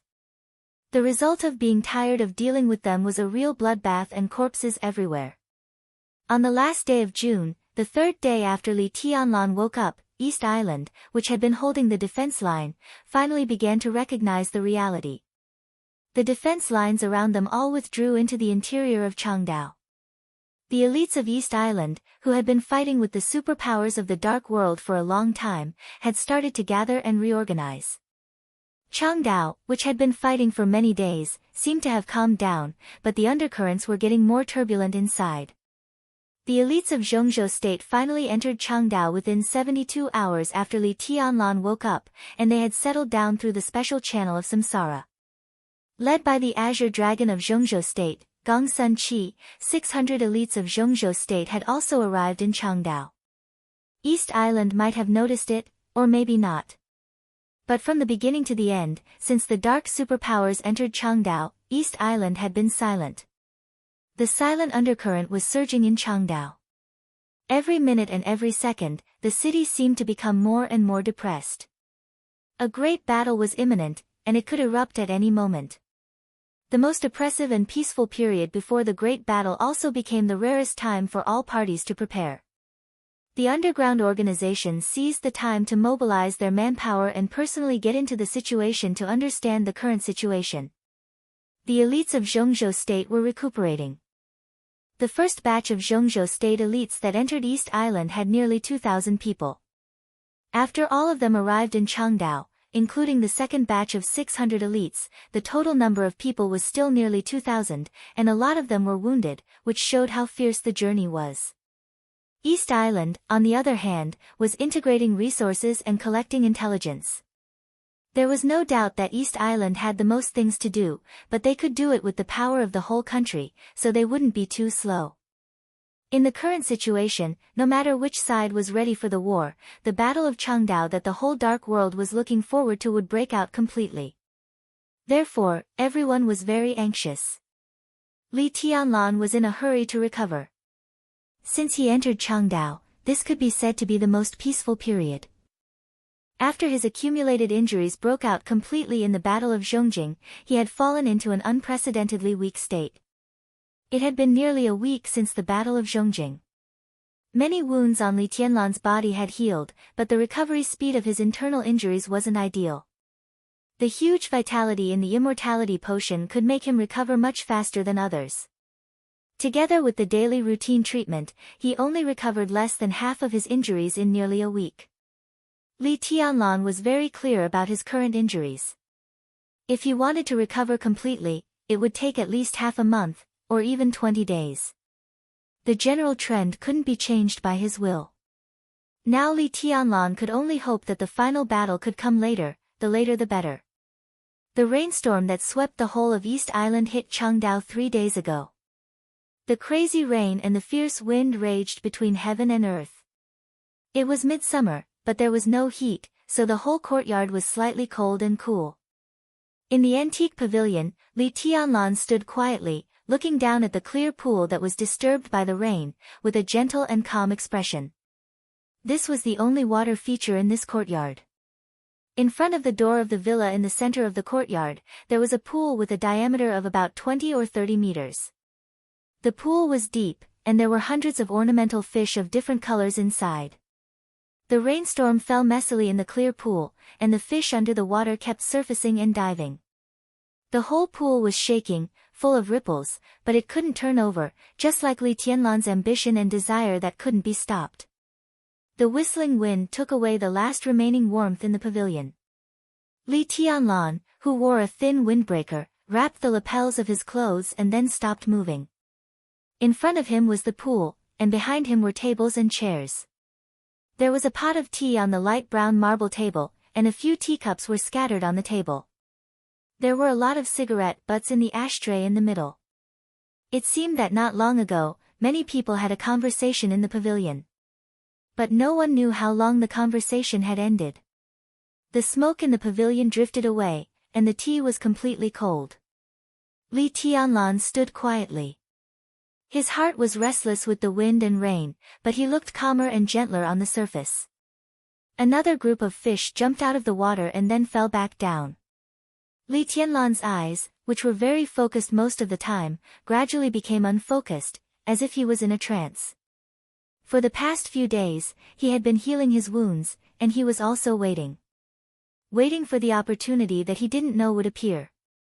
It had been almost a month since he came to East Island.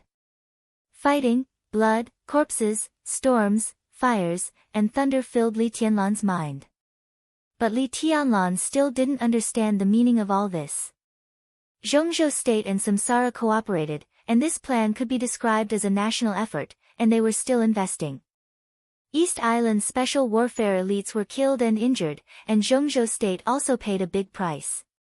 But what was the meaning behind all these battles?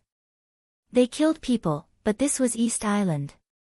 If East Island didn't perish, what was the point of killing some special warfare elites? Zhongzhou State and Samsara wanted the right to speak in the dark world of East Island. But now no matter how he looked at it, Li Tianlan didn't see any possibility of yielding. Why did Zhongzhou State think that after this battle, these resources and territories of East Island would belong to them? Horsewoman said he would see the answer soon. But Li Tianlan still had no clue. His mind was a little messy. Li Tianlan's imagination ran wild, and his eyes became more and more unfocused. The storm hit Changdao and the pool in front of him. The weather was always gloomy and dark. Time seemed to stay still, and it was already half the afternoon. At a certain moment, Li Tianlan, who was standing quietly, suddenly focused his eyes. At the same time, a gentle and smiling voice rang out. "This place is nice." Li Tianlan's eyes flickered, and he turned around and said blandly, "It's really nice. You can live here if you like." This yard was the central area of the whole clubhouse. It was built in the mountains, and the clubhouse surrounded by mountains was quiet. In this well-protected yard, the quiet atmosphere was aloof from the world. Up close, there were lush grass, trees, and clear water. From afar, there were undulating mountains. This so-called top-end clubhouse in Changdao did have a kind of charm and style that made people forget the vulgar. This yard was arranged by Duke, and Saint didn't object when he saw it. Living in the most distinguished yard in this clubhouse, Samsara wanted to express something simple and complicated. After the elites of Zhongzhou State arrived in Changdao, Li Tianlan vaguely understood some subtle meanings. There was only one villa in the yard, but Li Tianlan didn't live alone. Several people from East Emperor Palace and Dongqing Rushi lived here for a few days. But most of the time, they were either meditating or resting and healing. They didn't have much time to talk. It was almost the same as if he was alone. "Forget it for me." The uninvited visitor smiled, and there was a kind of sincere kindness in his smile, which made it hard to tell whether he was sincere or not. This is what samsara did to elevate your status. What's the point of me living here? Anne. He paused, and the smile on his handsome and gentle face was still sincere. He said softly, if I live here, aren't you afraid that I'll sneak attack and kill you when you're meditating? Will you? Li Tianlan's tone became calmer. Why not? Wang Xingxiao, who didn't hold an umbrella but was still dry and clean, walked into the pavilion. He smiled softly and said, from the standpoint of the Wang family of Beihai and myself, if I want to kill you, I don't even need to find a reason, because there are too many reasons. Li Tianlan looked at him with a faint smile, but his eyes were unfathomable and dead. Wang Xingxiao broke through the siege and came to the club yesterday. Firmament and Black Pupil, who were seriously injured, followed him. Li Tianlan hadn't seen any of them, but he roughly understood what was going on. Samsara rescued the three of them at the most critical moment through the special channel of its partners. In this respect, the three of them all owed Li Tianlan a big favor, or even a life-saving favor. Wang Xingxiao didn't meet Li Tianlan immediately, but he didn't delay too long. After arriving last night and taking a quick rest, the heir of the Wang family of Beihai rushed here as soon as possible. Li Tianlan didn't say a word. He just quietly looked into Wang Xingxiao's eyes. Wang Xingxiao was in a very good state of mind. His face was a little pale, but his eyes were full of energy. He wore a very simple and clean light-colored suit and carried a long box in his hand. Although he said he wanted to kill him, he didn't mean to do it at all. And if I want to kill you, maybe I've already done it. Wang Xingxiao paused for a while and said meaningfully. I'm still alive. Li Tianlan's tone was calm. Facing Wang Xingxiao, his mind was actually a little complicated. But the conversation in this soft voice was not like a meeting between a brother-in-law and his brother-in-law. Li Tianlan, who had recognized the reality, naturally regarded Wang Xingxiao as an opponent, even an enemy. As long as I'm alive, I'll know what you've done sooner or later. Yes, you're still alive. Wang Xingxiao sighed softly, and his tone seemed a little complicated and weird. To be honest, this is what surprises me the most. You're still alive, and you saved me once. Is this your kindness to the Wang family of Beihai? Li Tianlan shook his head expressionlessly and said coldly, you're Yuedong's brother. Wang Xingxiao looked at Li Tianlan in silence for a long time. After a long time, he handed the box in his hand to Li Tianlan and said with a smile, there's a little misunderstanding between us. This is my compensation. Nice stuff. Li Tianlan was a little confused. He didn't know what misunderstanding could there be between him and Wang Xingxiao. He took the box and opened it. An extremely ferocious and weird sniper rifle suddenly appeared in the box. The ferocious body of the gun showed a different kind of delicacy. It was black all over, faintly exuding a kind of scorching and death aura. It looked very familiar. Li Tianlan's pupils shrank. In an instant, cold and sharp killing intent was suddenly released from his body. Good gun. He was silent for a while and said in a cold tone. Of course it was a good gun, and it was a good gun that had almost killed him several times. Grim smile. The grim smile in Heavenly Calamity's hand. For a moment, all kinds of thoughts popped up in Li Tianlan's mind. This is Heavenly Calamity's apology. Wang Xingxiao said softly, I can fully represent his position. I hope the grievances between you can be resolved for the time being. Take this gun as a gift from him. Heavenly Calamity. Heavenly Calamity, who ranked 5th on the killer list in the Dark World, was from the Wang family of Beihai. The Wang family of Beihai was really full of experts. Li Tianlan sneered in his heart, but his eyes grew colder. He didn't ask about the specific relationship between Heavenly Calamity and the Wang family of Beihai. Some questions were not suitable to be asked. Sometimes, not asking could be considered as having some leeway. He touched the gun casually and directly returned the box to Wang Xingxiao. He said with a smile, this gun is very powerful. I've seen it myself. But it's too expensive for me to accept. Give it back to him for me. Wang Xingxiao was obviously stunned for a moment. He looked at Li Tianlan's smiling face seriously, and then at his hand. Li Tianlan's expression didn't change at all. Do you know what you're refusing? Wang Xingxiao looked at Li Tianlan and asked in a serious tone. Li Tianlan's words and actions were equivalent to refusing the reconciliation of the Wang family of Beihai. How many years has it been since something like this happened? He wants to kill me.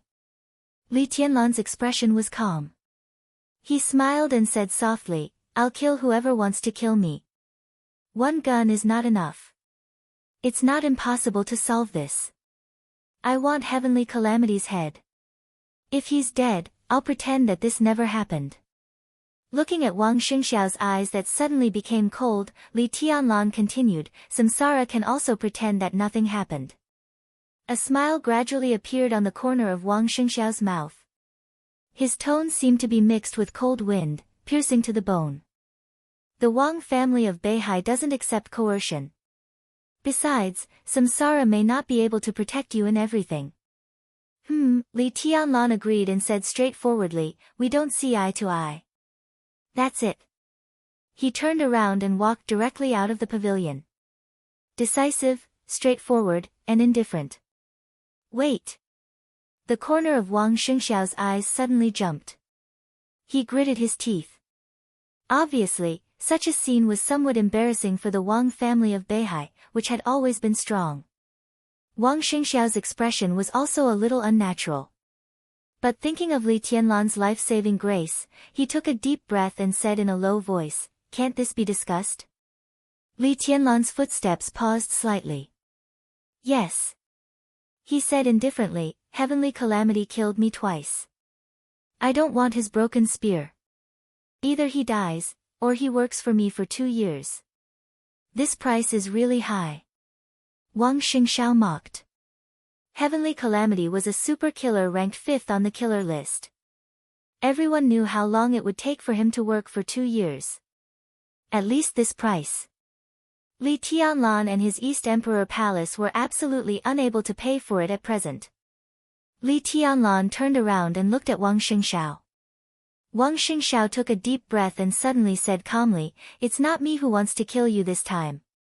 Someone else hired Heavenly Calamity, but he reported it to the Wang family of Beihai. To be exact, he told me. I know about it, and I acquiesced. Li Tianlan still didn't say a word. I didn't expect you to save me. Wang Xingxiao shook his head and said with a self-mocking smile, I'm in the wrong in this matter. I'll talk to him about Heavenly Calamity. As for the result, I can't guarantee. He took out a folded A4 paper from his arms and handed it to Li Tianlan. This is my compensation. It's the unique skill of the Wang family of Beihai against the way of heaven. Under the invincible realm, it can temporarily improve one's combat capability by consuming one's potential. It's not a good thing, but it's very rare in the outside world. I think it should be useful to you. Li Tianlan's expression was still calm. Even in the face of a core unique skill of the Wang family of Beihai, and it was the core unique skill that was most useful to him, his expression didn't change at all. He thought about it and reached out to take it. You and I are even. My life is not so cheap. Wang Xingxiao said flatly, and your life is also valuable. You saved me today. If you lose to me in the future, I'll spare your life. Li Tianlan sneered. I saved you because of Yuatong. That's all. You and I are even today. If I really lose in the future, I don't need you to spare my life. Because if I win, I won't spare you. So do what you have to do. You'd rather die than be defeated? There was a hint of playfulness in Wang Xingxiao's smile. Are you so confident? Li Tianlan turned his head and looked at the wind and rain outside the window. He said calmly, I can't be defeated in my life. Wang Xingxiao took a deep look at him and turned to leave the pavilion. Behind him, Li Tianlan tore the paper that recorded the way of heaven into pieces and threw it into the pool. He said flatly, what's the point? After the reconciliation. Enemies were still enemies after all. Why is it pointless? An elegant and calm voice suddenly rang out behind him. Chapter 191. The voice was elegant and peaceful, passing through the hustle and bustle of the wind and rain, with a kind of charm that calmed all the chaos. The rainstorm cleared the pond. But it suddenly quieted down in the pavilion.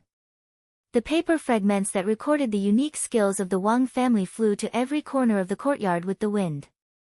Li Tianlan turned around calmly and looked at the figure that quietly appeared in the pavilion. He asked with slight confusion, "You are?" The man who appeared alone in front of Li Tianlan should be regarded as a young man, no more than 40 years old at most. He had very capable short hair and tight skin. His appearance was not particularly handsome, but he had a strong sense of firmness and toughness. Judging from his appearance, people would believe that he was in his 20s, but his eyes quietly revealed something else. It was a pair of eyes that was completely opposite to his temperament. They were gentle and soft, without any sharpness, but full of hardships. A very special man, and also a very contradictory man.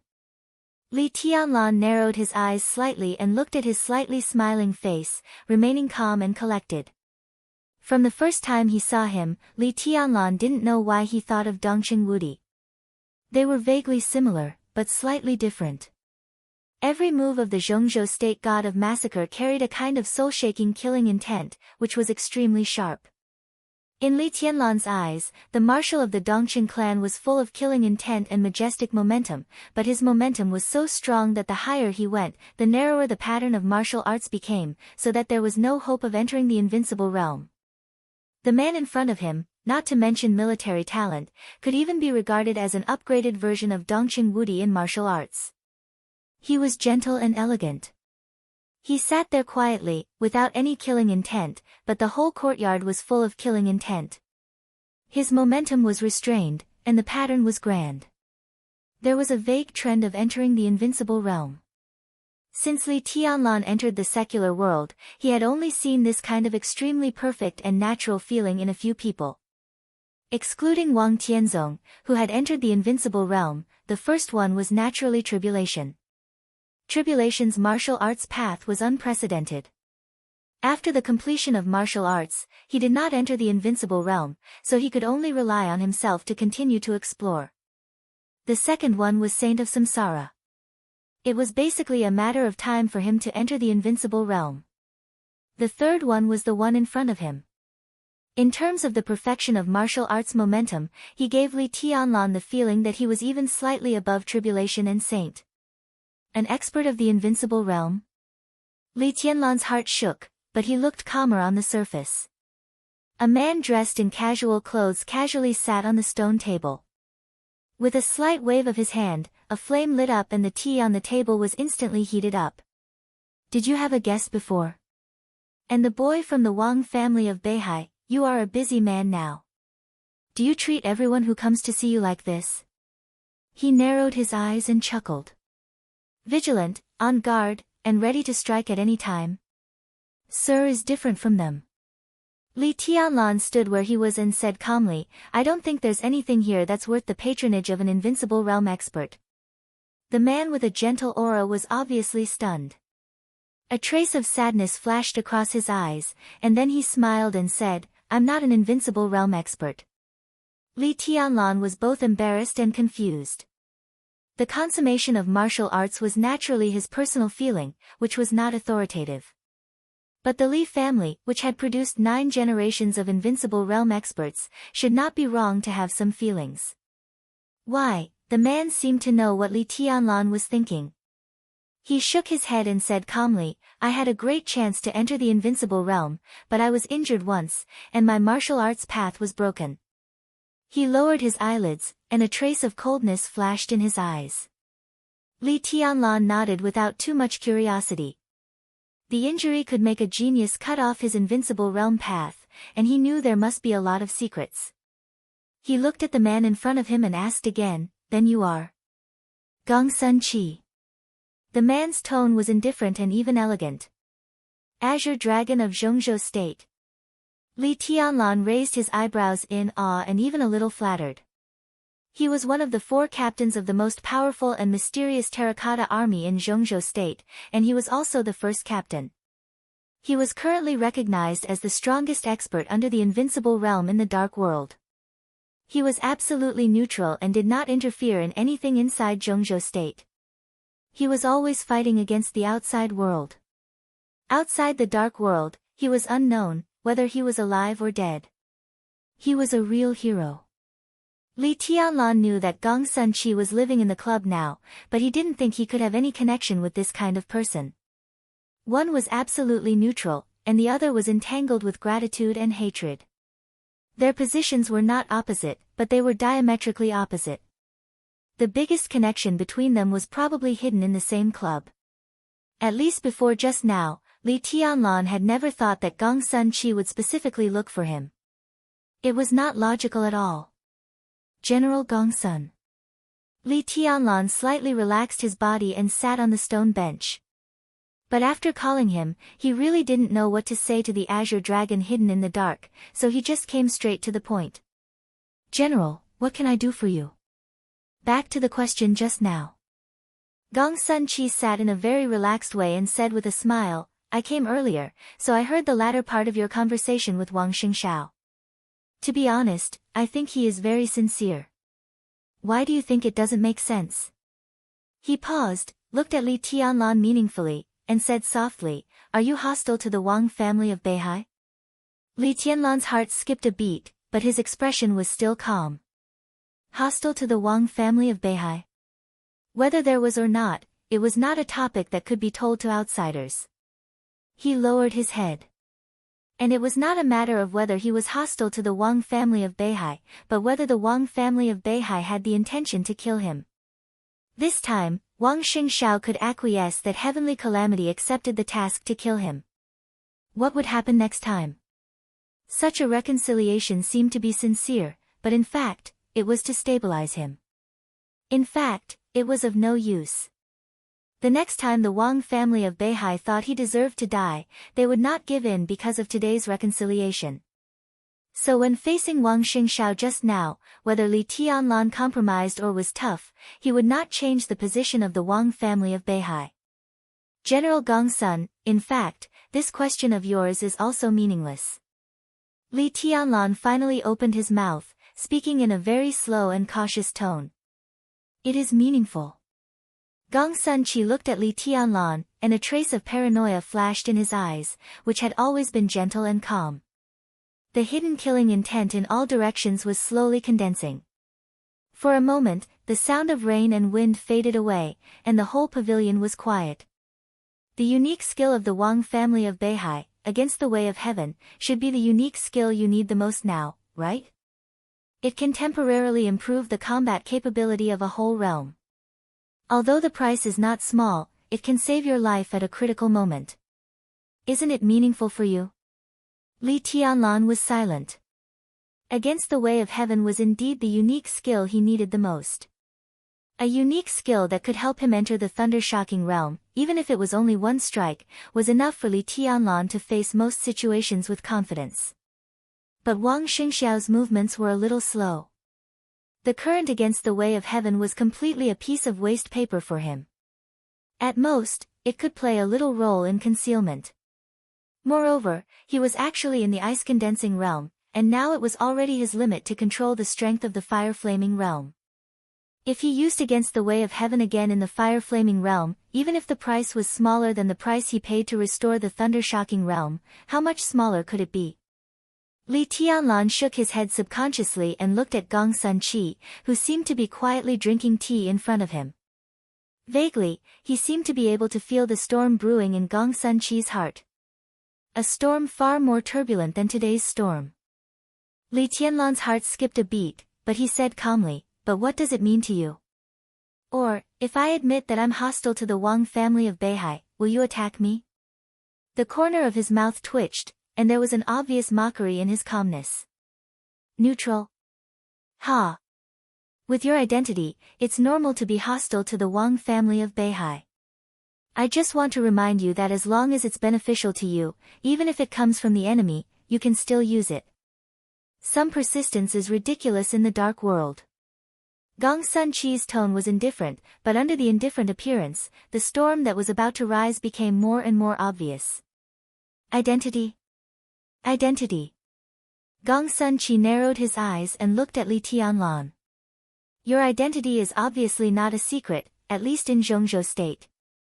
After the battle between Gu Xingyun and the master of Samsara Palace, the speculation about you can basically be confirmed.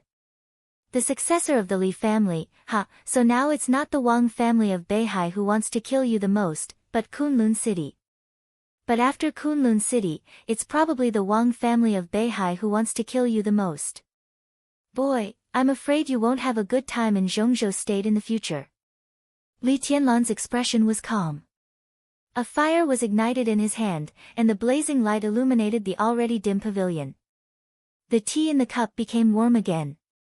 Li Tianlan took a sip of tea and said expressionlessly, So, when the darkness enveloped the courtyard and the light disappeared, there seemed to be a trace of gloomy killing intent in Gong Sun Chi's eyes. He suddenly chuckled and said coldly, Do you know why I can't enter the invincible realm? Li Tianlan's heart skipped a beat. Gong Sun Chi just said that the reason why he couldn't enter the invincible realm was that he had been injured once. Was there a secret? Li Tianlan felt a little ridiculous, but he still said subconsciously, Is it the Wang family of Beihai? Or Kunlun City?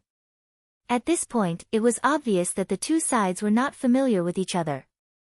But thinking of his identity and position, Li Tianlan could roughly understand the reason why Gong Sun Chi was so bold. He smiled bitterly and instinctively didn't want to get involved in this matter. But he had to listen to Gong Sun Chi's experience. Someone blocked Gong Sun Chi's way. If he entered the invincible realm in the future, would someone also block his way? I don't know. Gong Sun Chi's tone was indifferent, as if he was talking about something that had nothing to do with him. There was no anger, no resentment, only a kind of indifference without the slightest emotion. When I was trying to break through the invincible realm in the past, I was ambushed. My preparation in advance was useless, and the ambusher almost succeeded easily. I don't know who did it, but I know what it means for Zhongzhou state once I enter the invincible realm. Li Tianlan was speechless. What did it mean for Zhongzhou state if Gong Sun Chi entered the invincible realm? Now Gong Sun Chi was neutral. But once he entered the invincible realm, he was likely to become a neutral force. Pure neutrality had no stance, but did neutral forces also have no stance? For example, who could say that Sai City, which stood aloof from worldly affairs, had no stance? In the past, no matter which of the two forces blocked Gong Sun Chi's way to the invincible realm, no matter what the original purpose was, the ultimate goal must be to facilitate them to better control the special warfare system of Zhongzhou state. From this perspective, such an approach was very similar to Kunlun City and the Wang family of Beihai's strong opposition to Samsara Palace's entry into Zhongzhou state in recent years, and the purpose was even more similar. Li Tianlan looked at Gong Sun Chi in silence, as if deep in thought. What do you think of Wang Xingshao? Gong Sun Chi suddenly asked. He deserves to be a young heavenly son. Li Tianlan seemed to be absent-minded and responded carelessly. Gong Sun Chi nodded and said flatly, I don't like him. Of course, I don't like Gu Hanshan either. Li Tianlan nodded, took out a cigarette, lit it, and said in a low voice, I'm afraid General Gongsun doesn't have a say in the position of Spirit Tortoise, right? It's an internal affair of Zhongzhou state. It's also an internal affair of the Terracotta Army. If my words can't be used as a reference, what's the point of me being the captain, and the first captain at that? Gong Sun Chi looked at Li Tianlan with a smile. You know this, which means you've been paying attention. I might as well tell you that Jiang Shangyu was seriously injured in East Island for some reason, and now he has secretly sneaked back to Zhongzhou state. He's out of the competition in advance this time. So, if you want Gu Hanshan and Wang Xingshao to be out of the competition, the Battle of Changdao is a good opportunity. Li Tianlan, how about I find an opportunity to put you on the stage? Your realm is low, but your combat capability is good. The operation space is small, but it's not impossible. Hee hee, Li Tianlan took a drag on the cigarette and looked at Gong Sun Chi with a faint smile. Is this a deal? Gong Sun Chi used his influence to stop Gu Hanshan and Wang Xingshao, and as a price, he had to stand on the stage to compete with the two young heavenly sons and bear the attacks of the Wang family of Beihai and Kunlun City.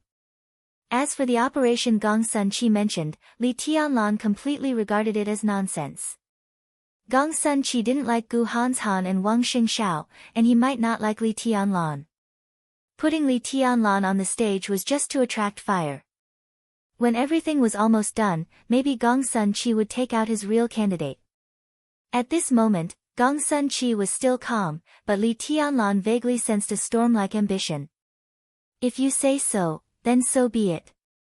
Gong Sun Chi chuckled and said meaningfully, Li Tianlan, don't think too highly of neutrality.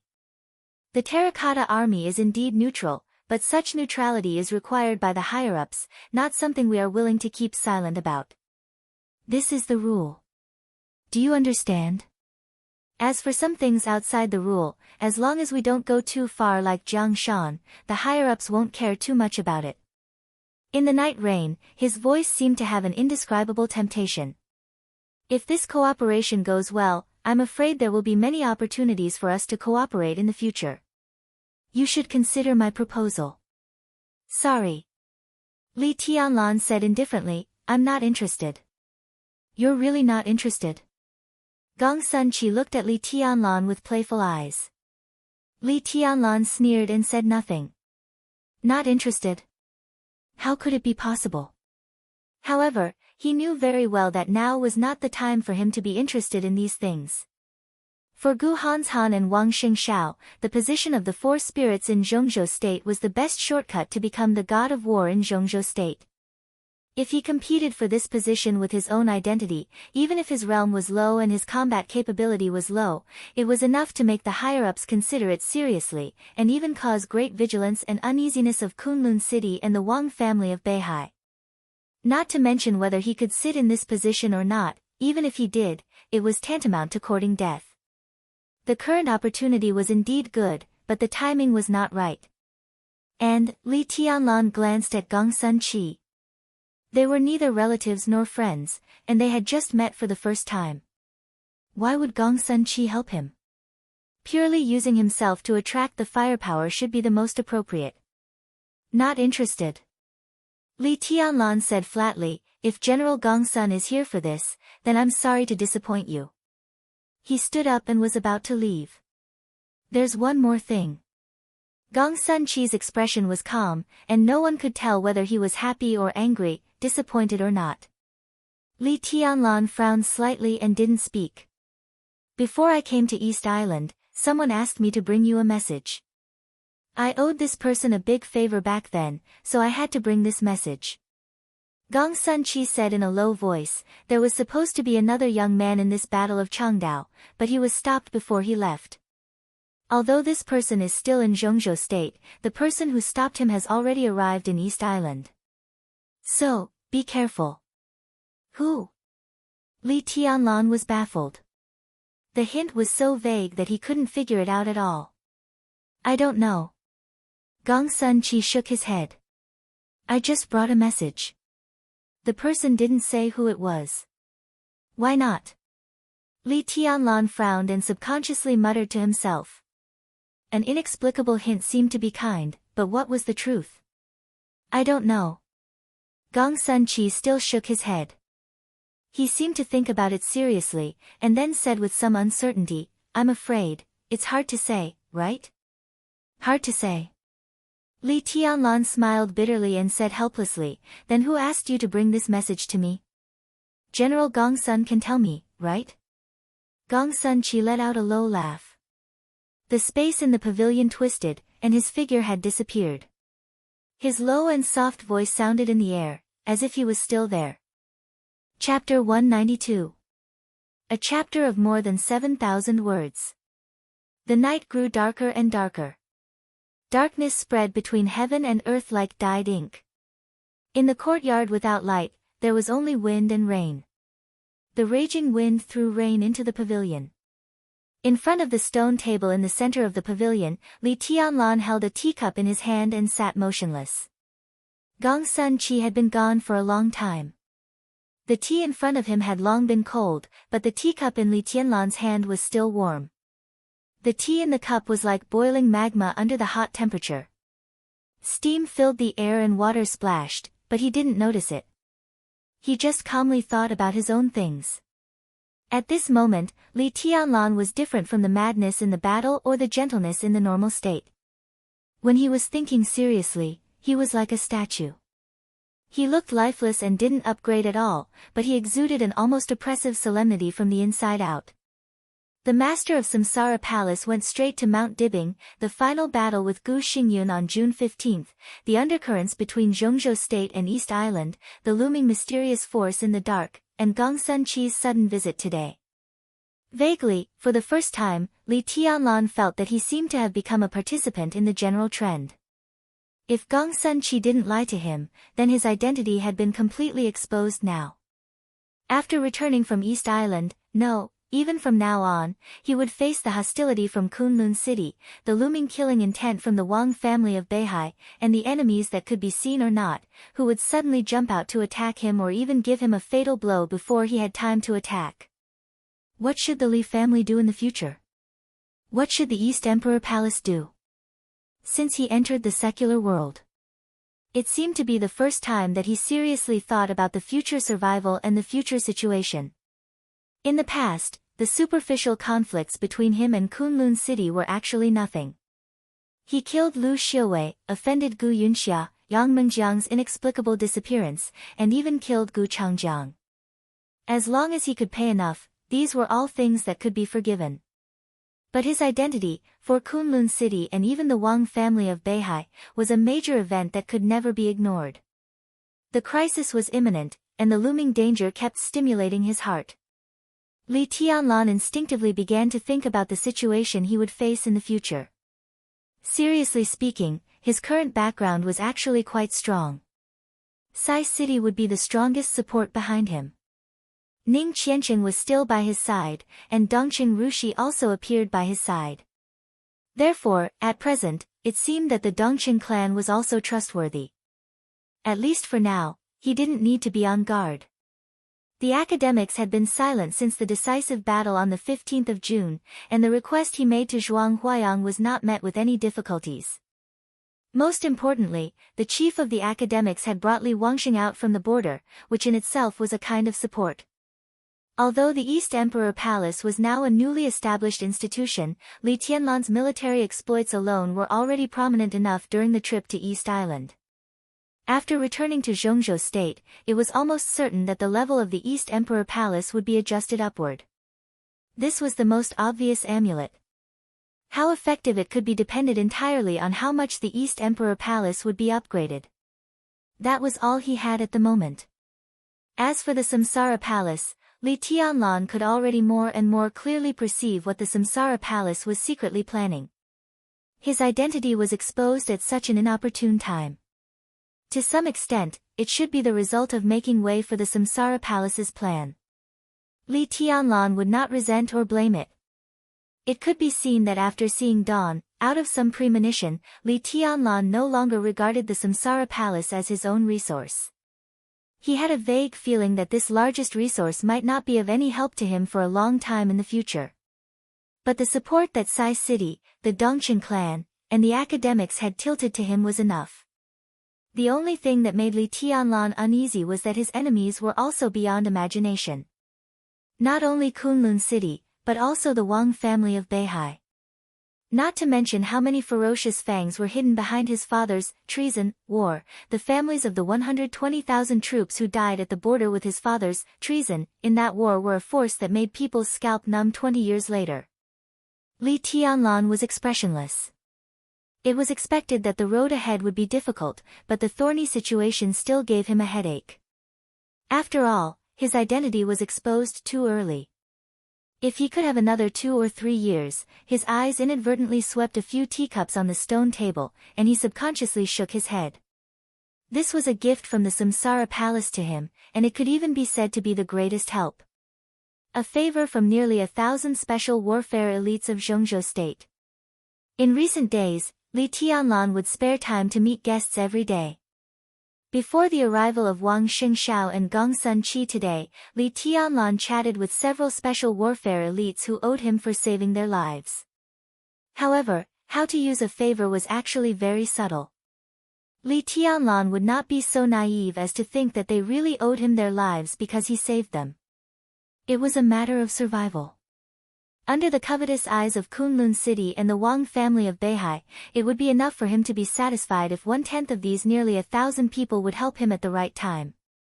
In the following time, how to carefully weave this hard-won network map had almost become the primary problem that he needed to consider. Survival, development, and rise. These three words were almost the future path of the East Emperor Palace. The wind and rain outside the pavilion were more and more deafening.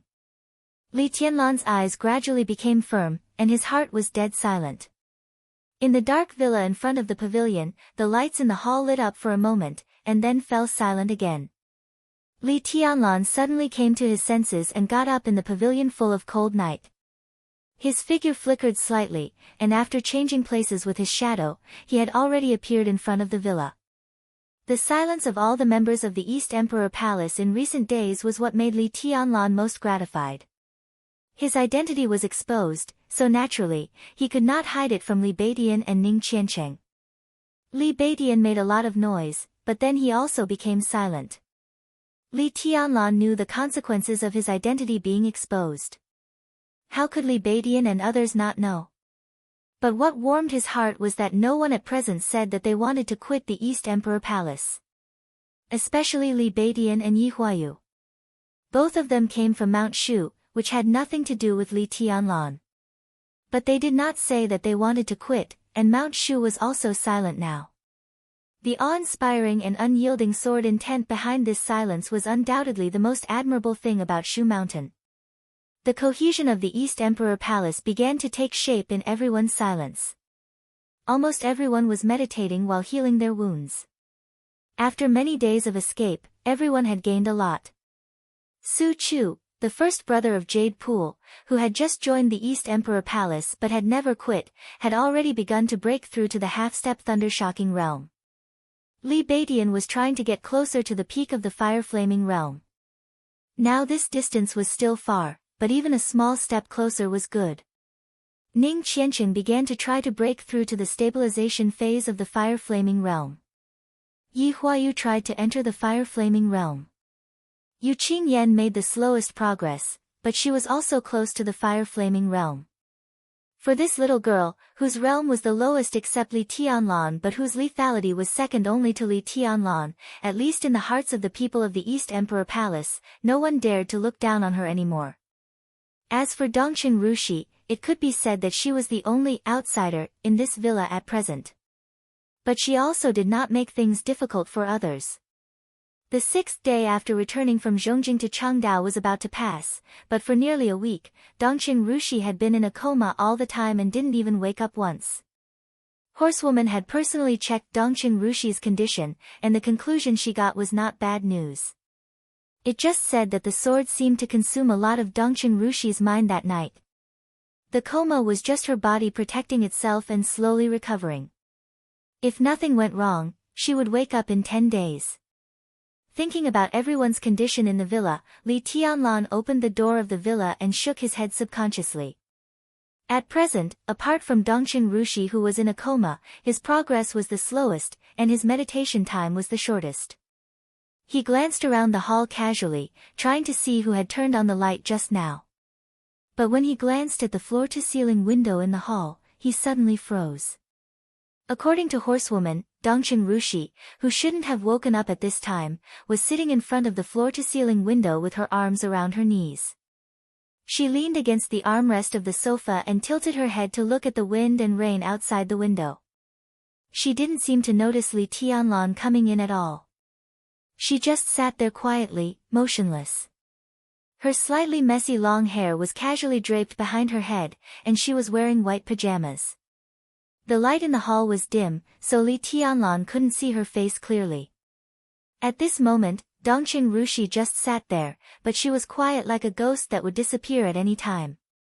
Li Tianlan felt something was wrong. For this fiancé who could naturally treat him as her fiancé, Li Tianlan had a very strange feeling in his heart. He couldn't tell whether he liked or disliked her. It was an indescribable feeling. Emotionally, he felt that he should get closer to her, but rationally, he felt that he should stay away from her. At least until now, he hadn't figured out how to face his fiancée who didn't seem to resist the engagement at all. Li Tianlan felt a little helpless. He casually turned on the small light on the ceiling. The dim and soft light shone down from above, and the whole hall was misty. Dongqing Rushi was still motionless, as if the wind and rain outside the window had become the thing that attracted her most. Li Tianlan instinctively felt that something was wrong, but he couldn't tell what was wrong. He subconsciously frowned and asked, "What's wrong with you?" "Nothing." A very ethereal and sweet voice sounded, but with a very obvious trace of indifference. "I slept for too long, so I came out to get some air." Li Tianlan was stunned for a moment. At this moment, he finally realized what was wrong. The Dongqing Rushi in front of him, compared with the first time he saw her in Zhongjing, was like a completely different person. She still looked the same, but her temperament changed. Elegant, melancholy, and extreme indifference. It was a kind of indifference towards everything in the world, without the slightest bit of emotion, whether it was towards others or herself. Li Tianlan suddenly remembered in the villa of the Dongqing clan, in Dongqing Rushi's room where he lived, the light gray walls that seemed to always have a gloomy and cold texture. He was in a trance, and once again remembered the first time he saw her in Zhongjing a few days ago. She was also elegant and incomparable. But the indifferent and melancholy Dongqing Rushi in front of him, and the pure and clear Dongqing Rushi that night, which one was the real her? Li Tianlan frowned again, and for a moment, he had a feeling that he didn't know what to do. "Are you not feeling well?" Dongqing Rushi didn't move and said blandly, "Is it my attitude that made you angry?" "I can apologize." Cold and indifferent. She seemed to be expressing her apology, but every word that came out of her mouth caused the distance between them to grow further and further apart. That night, the girl who raised her dirty little face and took the initiative to ask him to hug her seemed to have quietly died in this stormy night, without leaving a trace. Li Tianlan felt a little sad and sorry, but he didn't know why he felt sad and sorry. "No," he said calmly. "Lying." Dongqing Rushi finally looked back. In the soft and dim light, her beautiful but pale little face was expressionless, and her eyes were like cold stars staring straight into Li Tianlan's eyes. As the light flowed, her eyes were still clear, but with a strong coldness that couldn't be melted. Li Tianlan shook his head, suppressed all kinds of thoughts in his mind, and said, "Are you hungry? You've been in a coma for a few days. Do you want to eat something? Can you cook?" Dongqing Rushi raised her delicate eyebrows and asked. "I can't." Li Tianlan shook his head. "But there's food in the fridge. You can make do with it." Dongqing Rushi curled her lips, and this time there seemed to be a trace of obvious mockery in her cold eyes. "I thought you were the kind of man who was good at making women happy, but you can't even cook. I really don't know what Qin Weibai likes about you." Li Tianlan inexplicably felt a surge of anger in his heart, and he couldn't help but retort, "I thought you were really a very pure and even cute little girl, little girl." Dongqing Rushi suddenly interrupted Li Tianlan. She squinted her beautiful eyes and giggled. Her cold laughter had a kind of creepy charm that made people's scalps numb. "Yeah, little girl, how's my acting? Do you like that kind of stupid and cute type? Should I act for you?" Li Tianlan calmed down, and he suddenly smiled and said, "No need." Nodding, he turned around and planned to go upstairs directly. He still didn't hate Dongqing Rushi, but he instinctively wanted to stay away from a woman he couldn't see through. "What do you think of Rushi?" Dongqing Rushi suddenly spoke behind him. She took a step forward and reached out to grab Li Tianlan's arm. The question was a little strange, but the moment their bodies touched, Li Tianlan's body stiffened, but he didn't think much about it. He casually said, I thought she was good before, but now, you can't see through her. Ha ha ha, it was still that kind of coquettish, crisp, but extremely cold voice. In such an environment, even if Li Tianlan had amazing willpower, he couldn't help sweating.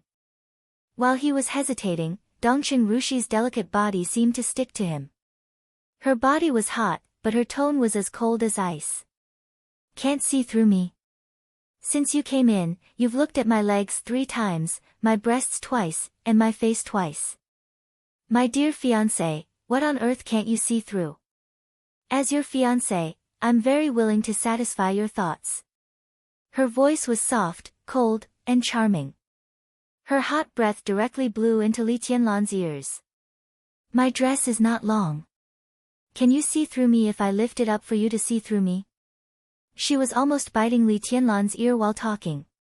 One of her hands held Li Tianlan's palm and slid down.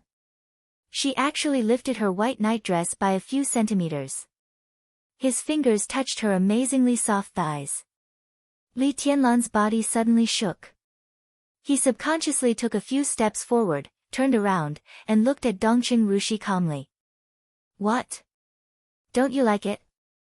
Dongqing Rushi looked at Li Tianlan provocatively, or teased him. I'm still a virgin. As a fiancé, isn't it normal to serve my future man? The atmosphere became more and more strange. Li Tianlan's heart gradually beat faster. For a moment, he even felt that he had seen a ghost. But the brief touch just now, the delicate but elastic warm skin, the fresh and extremely tempting fragrance in her breath, all told him how real Dongqing Rushi was in front of him. He took a deep breath and said calmly, I'll find a chance to talk about our engagement with the old master in detail. So you mean you don't want to marry me? Dongqing Rushi, who met him for the second time, seemed to be indescribably aggressive. Her cold and charming smile slowly disappeared, and she looked at Li Tianlan coldly and asked. Li Tianlan felt a headache and kept silent. Who do you think you are? Dongqing Rushi sneered and said, God? Or the Jade Emperor? Do you know what I've done for this engagement in the past 19 years? Piano, music, dance, poetry, massage, embroidery, calligraphy, painting, cooking. I know all of these things that might make you like them. Martial arts, finance, power play, politics, psychology, and interpersonal relationships. I know all of these fields that can help you. As long as I can remember, I've known about your existence. You're my fiancé, the man who will marry me in the future. Grandpa told me about this, Grandma said it before she passed away, Dad and Mom said it, and my sister also said it. When I learned swordsmanship in Jade Pool, my teacher also said it. When I went to the Border Control Corps, my godfather also said it. He talked about it for more than 10 years. Now when I hear the word Li, I think of Li Tianlan, and when I think of Li Tianlan, I think of my future husband. Do you know what instinct is? This is it. I can't resist myself. I've worked hard for more than 10 years, and the Dongqing clan has worked hard for more than 10 years, just to make you like me. What about you? You want to reject the engagement with just one sentence? I've lived for you for the past 19 years. Li Tianlan, who do you think you are? Do you have the right to break the engagement? Even after the cold and excited voice fell, it still lingered high and sharp. Li Tianlan stared at the cold and angry girl in front of him, and his brain was in a complete mess. That kind of indescribable shock and bitterness fiercely hit his heart and even his soul. He only knew that he had an engagement with Dongqing Rushi, but he never thought that behind this engagement, the Dongqing clan would carry it out so firmly. I've lived for you for the past 19 years. These words really had a soul-stirring power. Li Tianlan opened his mouth and was speechless for a moment. You were obviously peeking at my figure just now, and now you say you don't want to marry me. Are all men so hypocritical? Dongqing Rushi asked coldly. Li Tianlan was a little embarrassed and said with a bitter smile, it's different. I admit that I peeked just now. I have to say, you're really beautiful. I'm a man, not a saint. I have desires and feelings, but desire and feelings are not the same thing. Do you understand? Dongqing Rushi bit her lip and looked at Li Tianlan. Her eyes seemed to be a little wronged, but they looked colder and more stubborn. So what do you want to say? Are you going to tell me that you just want to play with me, but you don't plan to marry me? For some reason, Li Tianlan hesitated for a moment and then nodded his head. This action was so obscene, yet so honest. Dongqing Rushi was really beautiful. No one would not be tempted by such a pure and beautiful woman. Li Tianlan didn't know what he was thinking, but when he thought that she was his fiancée, he couldn't control his desire. He did want to possess this rare purity and beauty. Maybe it was the dark side of his heart. But when it came to marriage, he had never thought about it. The bride of his dream was in Huading, in Samsara Palace, not in the Dongqing clan. Saying this might make people despise him, but at least for a second, he really thought so in his heart. You really are a bastard. Dongqing Rushi's body trembled slightly. She sneered, but her eyes stared at Li Tianlan without blinking. Even if I can accept your dirty idea for the Dongqing clan, how can you let her accept it? Who? Li Tianlan's mind was completely messed up. Who else can it be? Of course it's that stupid and cute little fool, Dongqing Rushi. Dongqing Rushi sneered. Everything in front of him was spinning. Li Tianlan's body shook, and he couldn't even stand stably. He looked at the woman in front of him, stunned. After a long silence, he slowly said, Dongqing Rushi. Then who are you? Where is Dongqing Rushi? In front of him, Dongqing Rushi took a deep breath and said coldly, I'm also your fiancé. I'm Dongqing Yueshan. As for Rushi. She pointed to her head and smiled weirdly. She needs to rest. For a moment, Li Tianlan vaguely understood something, but there were still many things he didn't understand. He subconsciously lit a cigarette, and the smoke unconsciously blew to Dongqing Yueshan's face in front of him. Split personality. Li Tianlan tentatively said, Are you the other half of Rushi's personality? I should say that Rushi is my other half. Dongqing Yueshan looked cold and proud. Li Tianlan smiled bitterly and took a big drag on his cigarette, silent. Dongqing Rushi had a split personality. Obviously, her main personality was the dominant one, and the Dongqing Yueshan in front of him was the secondary personality. Although she had a strong sense of autonomy, if the secondary personality was the dominant one, Li Beidian and the others couldn't have missed it after days of hunting. Obviously, the Dongqing Yueshan in front of him was silent most of the time, and the worst thing was that Dongqing Rushi obviously didn't know it. Li Tianlan smoked and was about to speak when the phone suddenly rang. Dongqing Yueshan was stunned. She turned around and took out her phone from the tea table. It's my grandpa, she said softly. She looked at the time, then looked at Li Tianlan. She handed over the phone and said, At this time, if you answer it, Grandpa will be very happy. Li Tianlan's mouth twitched, and he subconsciously shook his head. Dongqing Yueshan looked at Li Tianlan with a complicated look, then picked up the phone and said softly, Grandpa, I'm Yueshan. There seemed to be silence on the phone for a while. Obviously, all the important figures in the Dongqing clan seemed to know the existence of Dongqing Yueshan's secondary personality, except Dongqing Rushi herself. Li Tianlan shook his head hard and didn't listen to what Dongqing Yueshan and Dongqing Hangguang said. When he came to himself, Dongqing Yueshan's call was already coming to an end. She held the phone, obviously wanting to say something but hesitating. In the end, she remained silent and hung up the phone. Li Tianlan just wanted to be quiet now. When he was about to go back to his room, Dongqing Yueshan suddenly said, Grandpa asked me to tell you something. What? Li Tianlan responded subconsciously. He said, Dongqing Yueshan's big cold eyes were a little blank. She imitated Dongqing Hangguang's tone and said slowly, he said, you should be careful of Phoenix Pavilion. Li Tianlan's heart suddenly moved. Dongqing Yueshan spoke very slowly. Although it was a female voice, Li Tianlan could vaguely feel Dongqing Hangguang's mood when he said this. It seemed to be difficult to say. Difficult to say. Li Tianlan thought of the meeting with Gong Sun Chi just now. He frowned tightly and his heart was in a mess. Do you know Phoenix Pavilion? Li Tianlan suddenly asked. Dongqing Yueshan seemed to be a little lost in thought. She subconsciously shook her head and didn't speak. Li Tianlan's heart moved. He thought of her expression just now that she wanted to say something but stopped on second thought. He said casually, "You didn't tell the old master on the phone just now, did you?" Dongqing Yueshan was slightly shocked. She hesitated. Although it was the second time she met Li Tianlan, or rather, it was the first time, the instinct instilled in her for many years seemed to make her imperfect secondary personality not know how to refuse Li Tianlan's question. She nodded, frowned, and said thoughtfully, "There are experts in East Island." Li Tianlan just thought it was nonsense. He said calmly, and then, "No."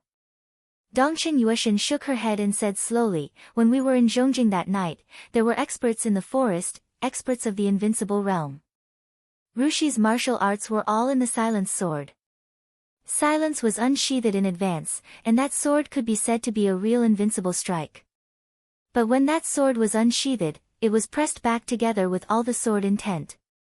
Even the broken scabbard was temporarily solidified by the sword intent." What does this mean? Li Tianlan's face looked serious, and his heart sank uncontrollably. If Dongqing Rushi's sword was really an invincible strike, then the person who completely pressed back the sword meant that he crushed that sword with his own strength. What kind of strength is this? Li Tianlan narrowed his eyes and subconsciously murmured to himself. "I don't know. But that person that night was definitely the most powerful person I've ever seen. He didn't seem to be malicious to us, but he might not be kind either." Dongqing Yueshan shook her head and said, "The most powerful?" Li Tianlan subconsciously shook his head, somewhat disapproving. "What do you mean? Are you looking down on me?" Dongqing Yueshan's eyes suddenly became cold. "No." Li Tianlan said honestly, "But according to the frequency of your appearance, I don't think I see many people, do I? What Dongqing Rushi can see, I can also see." Chapter 193. July 1st. The undercurrent that had been brewing for many days finally broke out in East Island. The storm swept through the entire East Island. In the morning of July 1st, Huading, Chen Fangqing, the Prime Minister of Zhongzhou State, officially held a summit of 9 countries to put great pressure on East Island to appreciate its currency. The leaders of Zhongzhou State, Star State, Canada, Germany, the United Kingdom of Great Britain, Gaul, Snow Country, Italy, and Mountain State all rushed to Huading to attend the meeting. Almost at the same time, a large number of international financial speculators poured into the foreign exchange and futures market of East Island with unimaginable huge amount of capital. They cooperated with the political means of the summit of 9 countries to push the currency of East Island to appreciate. A large group of prominent and noble surnames appeared in the sudden currency war, shining with unparalleled dazzling light. Rothschild, Morgan, Westminster, Habsburg, the Wang family of Beihai, the Flourishing Age Fund. In just one day, the financial order of East Island became messy under the impact of a huge amount of capital. East Island, which was almost stunned, finally reacted. The crazy appreciation of East Island's currency was a devastating blow to the economy of East Island, which had not yet walked out of the economic recession. Therefore, there was no need to summon people. All the consortia of East Island and all the major banks spontaneously united together, desperately resisted, and protected the currency of East Island. The whole foreign exchange market was suddenly filled with smoke. The two sides were entangled together, and it was hard to tell who would win. This could be said to be the first currency war in recent years that was obviously premeditated. There were traces of human activity everywhere. Due to the time constraint, many of the arrangements were not very clever, but every huge flow of funds carried an irresistible momentum. East Island was fighting back desperately, and they didn't care about anything. But more and more international capital flowed into the foreign exchange market of East Island. The stalemate lasted for less than a week, and the so-called balance was instantly broken. The currency of East Island soared, even skyrocketed. After nearly a week of sleepless games, every fluctuation represented a large amount of money invested or lost, and the curve started to rise. For every financial giant that participated in this currency war, this was a feast for all of them. But for East Island, it was the end. East Island, which held a large amount of foreign exchange from Jeongjo State and Star State, was completely robbed of the wealth it had accumulated for decades. The economy of the whole East Island almost collapsed. The prices in East Island were rising at an astonishing speed, and a lot of export businesses were put on hold. The bloody storm in the currency war spread like a large shadow, covering all classes in East Island. Voices of resentment filled the air, and the people were seething with resentment. In just 1 week, the currency of East Island appreciated by 1.25 times. For East Island, this was an unstoppable disaster. Although the fiercest war had passed, there were still a lot of funds pouring into East Island. Even the most famous economist in East Island said with a desperate attitude that the appreciation of East Island's currency had not come to an end. They expected that the currency of East Island would slow down when it appreciated by 2 times, and the final peak should reach about 2.5 times. If the currency of East Island appreciated by 2.5 times, it meant that tens of trillions or even more of wealth would be plundered and flowed to all over the world, and the economy of East Island would go back for at least 20 years. Under the disaster, chaos broke out in an unstoppable manner. In just half a month, countless companies and groups in East Island declared bankruptcy, and people lost their jobs every day. There were crowds in front of official institutions, and the crime rate soared. The financial groups kept putting pressure on the government while contributing money and manpower. A lot of officials fell from power for various reasons, and a lot of civilians went bankrupt overnight. The chaos was like a storm, spreading to all classes, getting worse and worse, and getting out of control. East Island, which was peaceful a few months ago, seemed to be on the verge of completely losing control. Everyone was in a terrible predicament. As the leader of the Special Warfare System of East Island, Shinichi Miyamoto felt especially stressed. The chaos of the Special Warfare System, the collapse of the currency order, and everything was interconnected. The future of East Island was dark. As the only superior of the invincible realm in East Island, Shinichi Miyamoto was facing considerable pressure almost every second. The financial groups, the cabinet, the royal family, the media, it was even said that many officials were ready to hold the Divine Wind Force accountable and ask the Divine Wind Force to give a reasonable explanation for their cowardice and incompetence.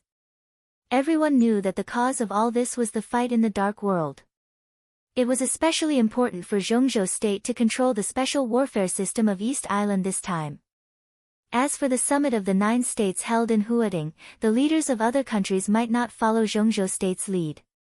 But this action was extremely grand and profitable, so they didn't mind giving it a push. But it was only limited to the economic field. The fight in the Dark World was unavoidable. Many forces united and targeted each other.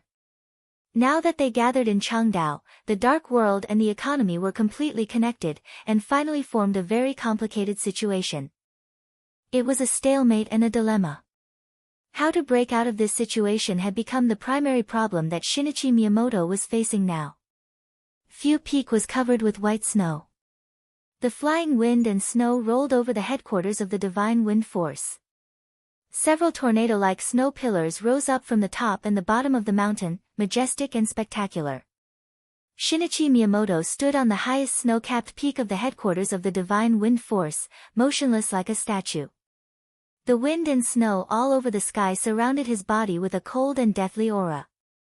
The only superior of the invincible realm in East Island had completely concentrated his spiritual force, trying his best to perceive everything around him.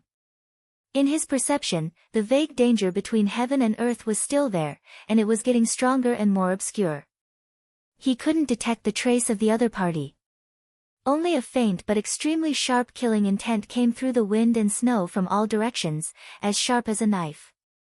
Shinichi Miyamoto frowned subconsciously. The snow covering him fell off one by one. He took a deep breath, and there was a trace of coldness and anger in his deep eyes. Over the past half a month, he had received countless calls. Some were from the office of the Prime Minister, some were from the royal family, and some were from various consortiums. On the phone, the tone of the other party was different. Some were calm, some were tough, and some were respectful. But the meaning was exactly the same. They hoped that he could go down the mountain and get to Changdao as soon as possible. The current currency war was the follow-up of the conflict in the Dark World. All the dark superpowers entered Changdao at the same time. To some extent, it was a declaration of force. And the currency war was a way for all the dark superpowers to force Changdao to compromise. For decades, this was the crisis that East Island had never encountered. The intensity of this game was far beyond everyone's expectation. Shinichi Miyamoto couldn't imagine what would happen if East Island lost this game. In the current situation, the failure of the currency war seemed to be a matter of time. At least the possibility of winning had become infinitesimally small. So, how to win the Battle of Changdao became the key of all. Shinichi Miyamoto was eager to go down the mountain. However, the faintly discernible danger around him kept stimulating his nerves. The opponent's concealment ability was simply unimaginable. He clearly knew that there was an enemy that was strong enough to threaten his life hiding nearby, but no matter how hard he tried, he could not lock onto the opponent's position. The other party had trapped him on Fu Peak. Shinichi Miyamoto wasn't afraid of death, but he knew that he couldn't die. Once he died, even if he was seriously injured, the situation that could still be maintained might completely collapse, and then everything would be irreversible. The wind and snow were blowing harder. The air seemed to be colder. With a heart full of depression and heaviness, Shinichi Miyamoto lifted his feet and was about to go down the mountain. Suddenly, he saw something black from the corner of his eyes. Shinichi Miyamoto turned his head subconsciously. He looked down the mountain through the howling wind and snow. At the end of his sight, a black car was slowly going up the mountain along the mountain road, getting close to the headquarters of the Divine Wind Force. It was a black car that was rarely seen in the market. The body was slender, but it was indescribably broad and heavy. It was quietly driving on the mountain road, all the way up, looking elegant and steady. Shinichi Miyamoto moved the corner of his mouth as if he wanted to laugh, but his eyes were bitter. That was a car that belonged to the royal family. He quickened his pace and quickly went down the mountain. The black car went up. Shinichi Miyamoto went down. They arrived at the gate of the headquarters of the Divine Wind Force almost at the same time. In the wind and snow, Shinichi Miyamoto calmly turned his body sideways and made a welcoming gesture. But the car that was about to enter the gate stopped beside him. The door opened, and a man who looked to be in his 30s got out of the car. He looked at Shinichi Miyamoto in front of him and said with a soft smile, "Your Highness Miyamoto, long time no see." The man was a little short, about 1.7 meters, but his smile was very friendly. He wasn't handsome, but his outline was very soft.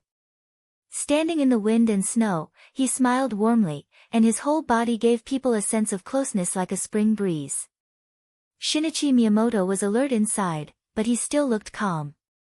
He bowed slightly and said in a calm tone, "Your Highness, please come in." The Crown Prince of East Island, Renda. The only heir of the royal family of East Island, the future Mikado of East Island. Shinichi Miyamoto still kept a calm and indifferent expression, but he sighed slightly in his heart. When all the social classes in East Island were about to collapse, Shinichi Miyamoto expected that someone from the royal family would come to put pressure on him. But it was Crown Prince Rend who came, which was beyond his expectation. This fully showed how dissatisfied the royal family was with his current performance. No need. Crown Prince Rend was still smiling. In the wind and snow, his face seemed to be wearing a mask that was fading away. His smile faded, and his eyes became cold. "I don't have much time. Today, my father asked me to come here and ask you, Your Highness, what do you think of the current situation in East Island?" Shinichi Miyamoto frowned. He didn't want to speak, but he had to. Your Highness, the situation is chaotic now, I need some time, okay? Crown Prince Ren didn't wait for Shinichi Miyamoto to finish and said with a smile, of course I have time. East Island could give you time, but who could give East Island time? You must know how many forces are gathering in Changdao, Your Highness Miyamoto, right? Shinichi Miyamoto looked cold and didn't say a word, as if he didn't hear Crown Prince Ren's sarcasm. Fantasy World, Samsara, Dark Knights, Knights Templars, the Wang family of Beihai, the Jiang family of South America, the Polar Ground Alliance, the Heroes Club. Crown Prince Ren's tone became sharper and sharper. Almost all the superpowers in the Dark World have gathered in Changdao, and some unidentified experts are also taking action. These people are either freelance mercenaries or experts who can represent the will of a country to a certain extent. Your Highness Miyamoto, do you still need time in this situation? Is 1 year enough? 10 years? Is 1 lifetime enough? Shinichi Miyamoto looked at Crown Prince Ren coldly and said in a gloomy tone, Your Highness, please watch your tone. This is not the attitude a crown prince should have to a superior of the invincible realm. I know what you know. There are 8 superpowers in Changdao and they have made their positions clear, but I don't think they will unite. In fact, Knights Templars is on our side, and we can fight for the position of the Jiang family of South America. In fact, Fantasy World has already fought with the Polar Ground Alliance in Changdao. In fact, a team of nearly 20 people from the Heroes Club died in the raid of the Dark Knights. Crown Prince Ren sneered and said, so what? All the superpowers are enemies with each other, but their common enemy is East Island. Do you really think Knights Templars will help us? They are only after their own interests. I'm sure that once the situation is out of control, Knights Templars will deal with us first. No matter how hostile the superpowers are to each other, the most important thing for them now is the interests of East Island. Your Highness Miyamoto, I can tell you some facts. Right now, a lot of people are contacting our 3 consortiums. As for Shitian Financial Group, this currency war gave them the best chance. Currently, more than 50% of Shitian Financial Group's assets have been transferred overseas, in the name of being acquired, of course. Another small and medium-sized consortium also started contacting the superpowers. In the past half a month, nearly 800,000 people in East Island lost their jobs, and 9 countries announced that they would sanction our economy and trade. It's only been half a month. 1 month, half a year later, to what extent will the situation develop? At that time, whose East Island will it be? Shinichi Miyamoto's face finally changed. He knew some of the information that Crown Prince Ren said, but he didn't know some. At least, he didn't have the information about the consortiums. This shouldn't have happened. Right now, many of our consortiums and families are still supporting us, but because of your incompetence, they are about to lose confidence in the Divine Wind Force. Your Highness Miyamoto, let's take a guess. What will they do when they lose confidence in East Island? Shinichi Miyamoto's face looked worse and worse. But once Crown Prince Ren's assumption became true, he shuddered at the thought of the consequences. He didn't want to care about Crown Prince Ren's tone anymore. There was something wrong with the intelligence of the Divine Wind Force. He didn't expect that in such a short time, the undercurrent of East Island had become so dangerous in this storm that swept the whole territory. You know, Your Highness Miyamoto, the royals have always respected you. But your silence during this time has deeply disappointed the royals. Many people in the royals think it was a wrong decision to let you and Liuhua Palace control the Divine Wind Force. Crown Prince Ren said blandly. Shinichi Miyamoto snorted with a gloomy face. He suppressed his anger and said slowly, well, Your Highness Miyamoto, you didn't come here to express your disappointment to me, did you? What instructions does the Mikado have for you? My father didn't give me any instructions. Crown Prince Ren shook his head and said coldly, he just asked me to tell you something. This situation must end as soon as possible. If the Divine Wind Force isn't capable enough, the royals and the cabinet will consider compromise. Shinichi Miyamoto's face changed dramatically. He looked at Crown Prince Ren and raised his voice, shouting, compromise? That's the only way. Crown Prince Ren said coldly. Shinichi Miyamoto was speechless. Of course, he knew what compromise meant. All the superpowers entered Changdao for the right to speak in the special warfare system of East Island and the huge benefits from this dark power. If the royals compromised, it meant giving up everything in the special warfare system of East Island. From then on, the whole East Island would become a dark world without the special warfare system, a battlefield for all the dark worlds to fight against each other. In this way, it could indeed intensify the conflicts between the dark forces. But it was easier to invite them in than to send them away. Once the special warfare system of East Island disappeared, it would be almost impossible to rebuild it under the eyes of the dark forces. Even if it could be rebuilt, it would take countless years. And during this time, without the special warfare power, East Island wouldn't be able to fight unless a full-scale war broke out.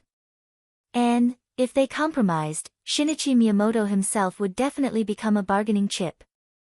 The superiors of the invincible realm were indeed important, but in front of the general trend, they were just non-entities. We can't compromise. Shinichi Miyamoto gritted his teeth and said coldly. The consequences of compromise are really serious. Crown Prince Ren said calmly, but the consequences of not compromise are more serious. The special warfare system will be destroyed, the economy of East Island will collapse, all the consortiums will betray East Island, and foreign funds will control the will of East Island and run amok. At least for now, we can't afford the consequences, can we? It's better to negotiate with them and compromise. Then, at least we can control something that belongs to us. Shinichi Miyamoto took a deep breath and said coldly, even if we compromise, who do you want to talk to? The Summit of 9 Nations. Is it? Crown Prince Ren glanced at Shinichi Miyamoto and said casually, of course we want to talk to Zhongzhou State. Shinichi Miyamoto kept silent, but he gradually understood the plan of the royals. A large number of elite superiors of East Island and 2 superiors of the Invincible Realm were trapped in Zhongzhou State. If the royals compromised, those people would naturally become bargaining chips. After East Island compromised, the special warfare system would be annexed by Zhongzhou State, and its economy would suffer a heavy blow, but it could barely stabilize itself. Most importantly, if East Island gave up on these, it could bring all the superiors trapped in Zhongzhou State back to East Island. By then, Liuhua Palace might become the sacrifice of compromise, but Jifeng Sword Training School and Wuji Palace would still exist, and there was still a glimmer of hope to take back the special warfare system of East Island in the future. This process might take decades, but for the current East Island, as long as there was hope, it was good. And these decades would also be conducive to Zhongzhou State's continued expansion in the Dark World and maintaining its position as the world overlord. More importantly, Kunlun City. If Zhongzhou State occupied the special warfare system of East Island, the power of Kunlun City would definitely be the most important. And there might be something that could not be negotiated between East Island and Gu Xingyun. Before Li Guangtu, the superior of the Invincible Realm in Zhongzhou State, committed treason, Gu Xingyun and East Island had a negotiation. After that war, didn't it lead to more than a decade of peace and stability? Until this moment, Shinichi Miyamoto suddenly realized that if East Island persisted, it would be a bottomless abyss ahead of them. But if they retreated, there would be leeway everywhere. Of course, it would be best if they could win. But if they couldn't, compromise was the best way to deal with the worst situation. And the price, specifically for individuals, was Shinichi Miyamoto's own life and the survival of Liuhua Palace. Shinichi Miyamoto's heart kept sinking. The cold wind and snow on Fu Peak seemed to penetrate his body, chilling him to the bone. But his eyes gradually became determined. 7 days. After a short silence, Shinichi Miyamoto finally opened his mouth. His body gradually straightened up in the wind and snow, and the extremely sharp killing intent instantly spread out. The wind and snow between heaven and earth suddenly began to gather around his body. Shinichi Miyamoto stood where he was, but his body was like an indomitable spirit, with a kind of indifference that looked down on the world. Tell His Majesty the Mikado that I will solve everything in Changdao within 7 days. He paused and then continued, East Island will never compromise. Under such a momentum, Crown Prince Rend, who was aggressive just now, seemed to be a little inferior. He took a deep look at Shinichi Miyamoto, nodded and said, 7 days? I will tell my father. Besides, I will go to Changdao with your highness. Your highness, are you going to join the war, too? Shinichi Miyamoto's tone was still indifferent. Of course. Crown Prince Rend said calmly, if we can fight, who will compromise? This war concerns the fate of East Island, as well as our life and death. He bowed deeply to Shinichi Miyamoto and said respectfully, Your Highness Miyamoto, please take care of me. Take care of each other. Crown Prince Rend nodded, turned around, got in the car and left. Shinichi Miyamoto still stood where he was, in the wind and snow. He didn't turn around until the black car left his sight. He said flatly, Come out. I've made up my mind. Chapter 194. The last cloud of snow flew up to the sky with the resolute voice. Dusk fell on Fuyong Peak. The flying snow stopped. A vague and illusory figure had appeared in front of Shinichi Miyamoto. Cooperate? He looked at Shinichi Miyamoto and asked with a chuckle. In front of the headquarters of the Divine Wind Force, all the snowflakes were strangely suspended in the air within a radius of 100 meters, motionless. The cold wind that pervaded the mountains seemed to have completely disappeared. Within a radius of 100 meters, it was like a silent and still world. Shinichi Miyamoto stood where he was, letting the opponent's domain cover him completely. His eyes grew cold and he said in a mocking tone, Of course I want to cooperate. But, is this your sincerity? The domain that covered the wind and snow shrank a little, but it was more condensed. The shadow in front of Shinichi Miyamoto was almost invisible in the night. It was vague and sometimes visible, but it carried a sharp killing intent. Facing Shinichi Miyamoto's mockery, the illusory shadow smiled and said softly, Your Mikado is very bold, and so is His Highness Miyamoto. But I'm not. In the territory of the Divine Wind Force, it's always good to be cautious, isn't it? A cold light flashed in Shinichi Miyamoto's eyes. He said blandly, You heard my conversation with Crown Prince Rend. Yes. In 7 days, you have to completely solve everything in East Island. With all due respect, it's almost impossible for you to do it according to the current situation. It's impossible for you to fight against the general trend that can crush a country on your own. The Black Shadow's tone was cold. Shinichi Miyamoto was not angry. He just stood there quietly and thought for a while. Then he said blandly, What if we cooperate? It's the general trend. No one can do anything about it. The most we can do is reduce the loss. The Black Shadow's body became clearer in the still domain. If we cooperate, no matter how bad the result is, the special warfare system of East Island won't be removed from the Dark World forever. Shinichi Miyamoto was silent, as still as a statue. His Highness Miyamoto, I'm here with full sincerity to cooperate with you. You've imprisoned me for many days. Facing the current situation, haven't you made up your mind?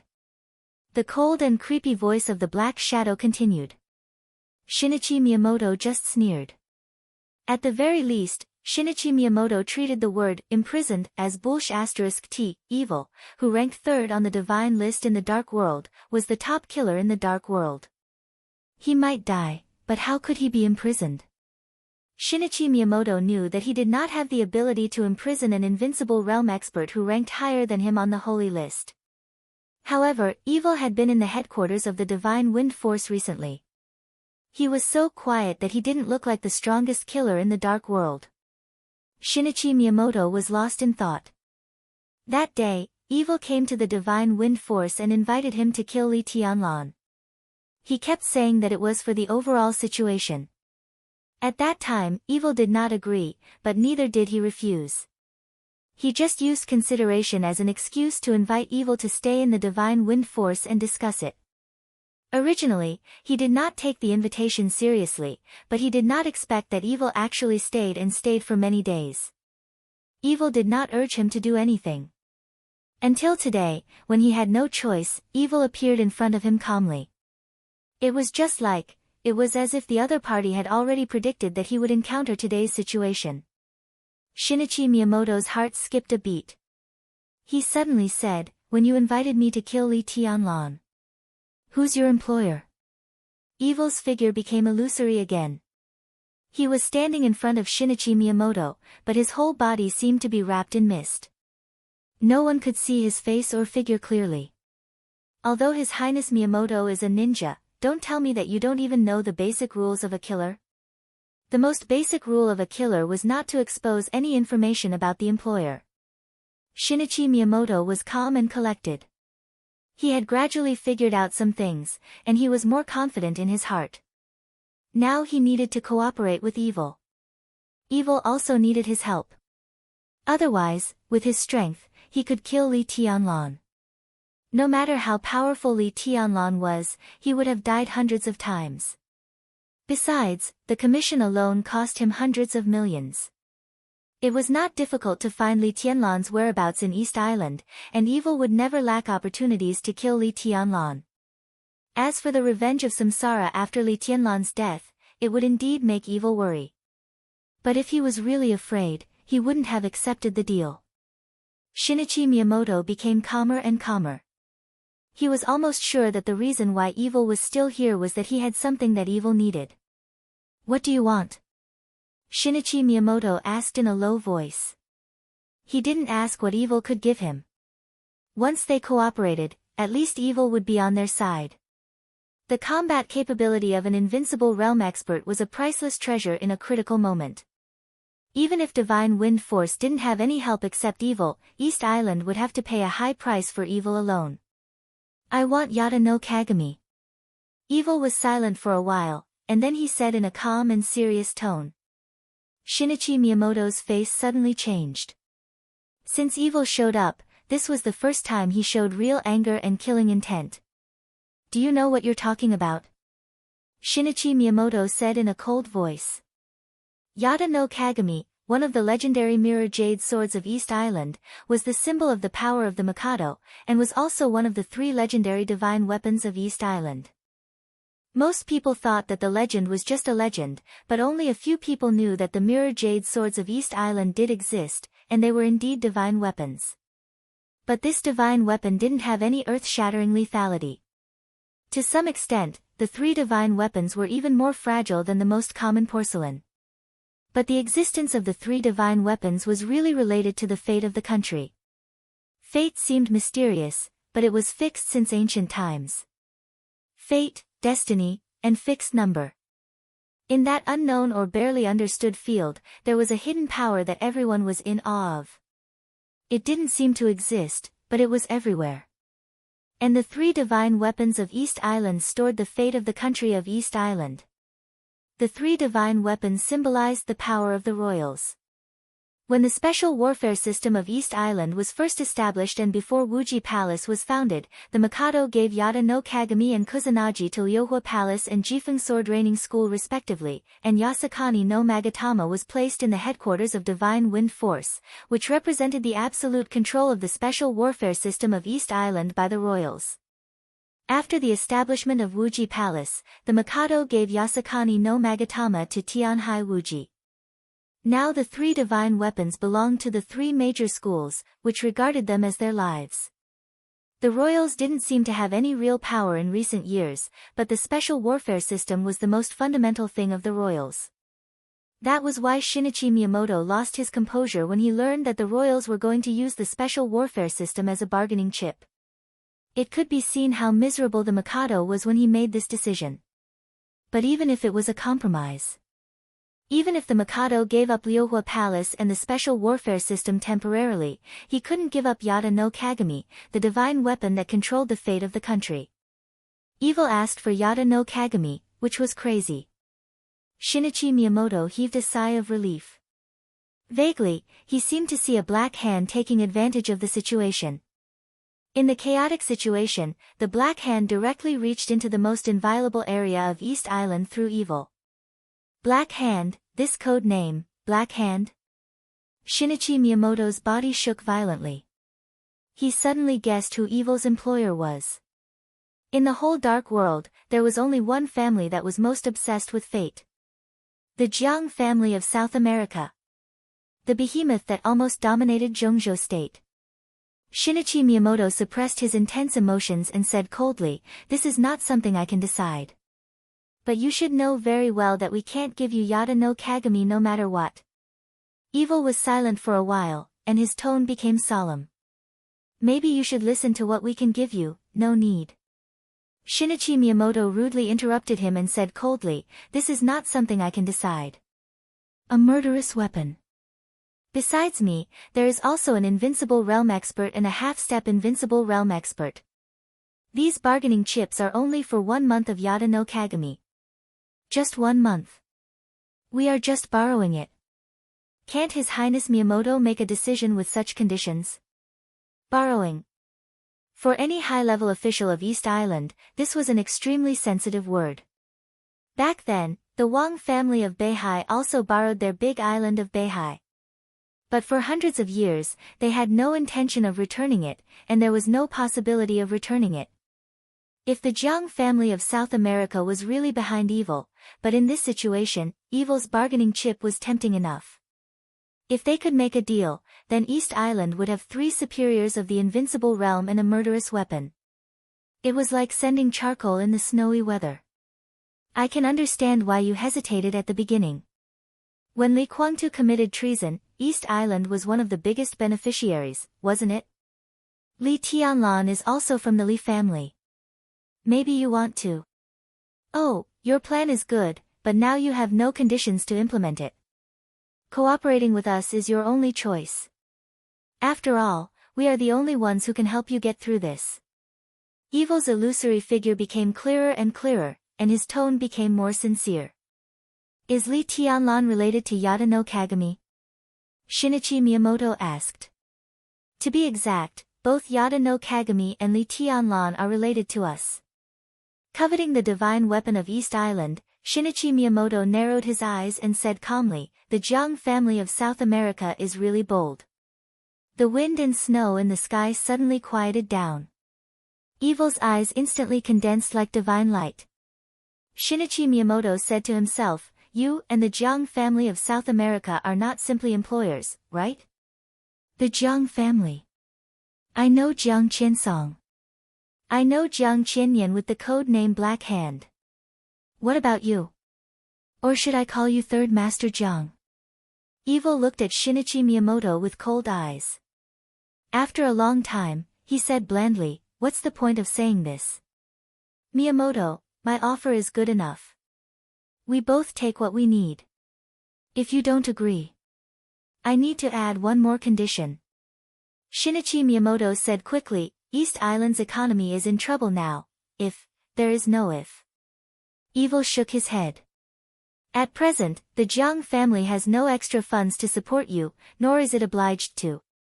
Our cooperation is limited to the dark world, that's all." Shinichi Miyamoto took a deep look at Evil and nodded coldly. The fact that the Jiang family didn't have extra funds meant a lot. For a giant like the Jiang family, its liquidity was definitely an astronomical figure, but now it didn't have extra funds.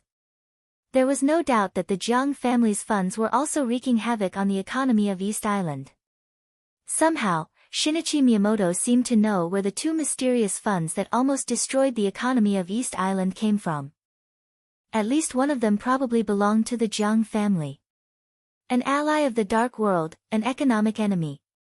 The Yada no Kagami is very important. I have to report it to His Majesty the Mikado. Shinichi Miyamoto said blandly, "Before that, I can't give you any answer." "Then do it as soon as possible. You only have 7 days, and you can't afford to delay it." Evil chuckled and said. Shinichi Miyamoto seemed to have made up his mind. He said calmly, "Then let's go now. You and I go down the mountain. I'll talk to His Majesty the Mikado." He took a deep breath, calmly concentrated, and left the headquarters of the Divine Wind Force as fast as he could. Evil froze for a second, and then followed him. The white snow and the icy wind whistled past. Shinichi Miyamoto became more and more nervous, and he instinctively guarded against everything around him. The divine wind force was getting farther and farther behind him. When Shinichi Miyamoto stepped on the snow line, the sense of danger that had been lingering in his heart for days finally faded away. Shinichi Miyamoto let out a sigh of relief, and then he realized that he was soaked in cold sweat. That unimaginable sense of oppression and lethal threat was simply inconceivable. Shinichi Miyamoto walked down the mountain with a gloomy face, and then he said goodbye to evil at the foot of the mountain. One of them went straight to the Imperial Palace. One of them went straight to the airport. Under the night sky, Evil squinted and watched Shinichi Miyamoto's figure disappear from his sight. After a long time, he took out his phone, dialed a number, and said calmly, he agreed. Very good. On the phone, a calm and steady voice rang out.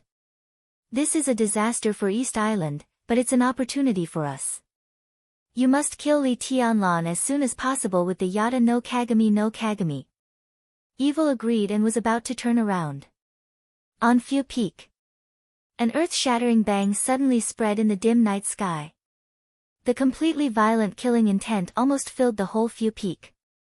The original location of the Divine Wind Force's headquarters was suddenly as bright as day in the night sky.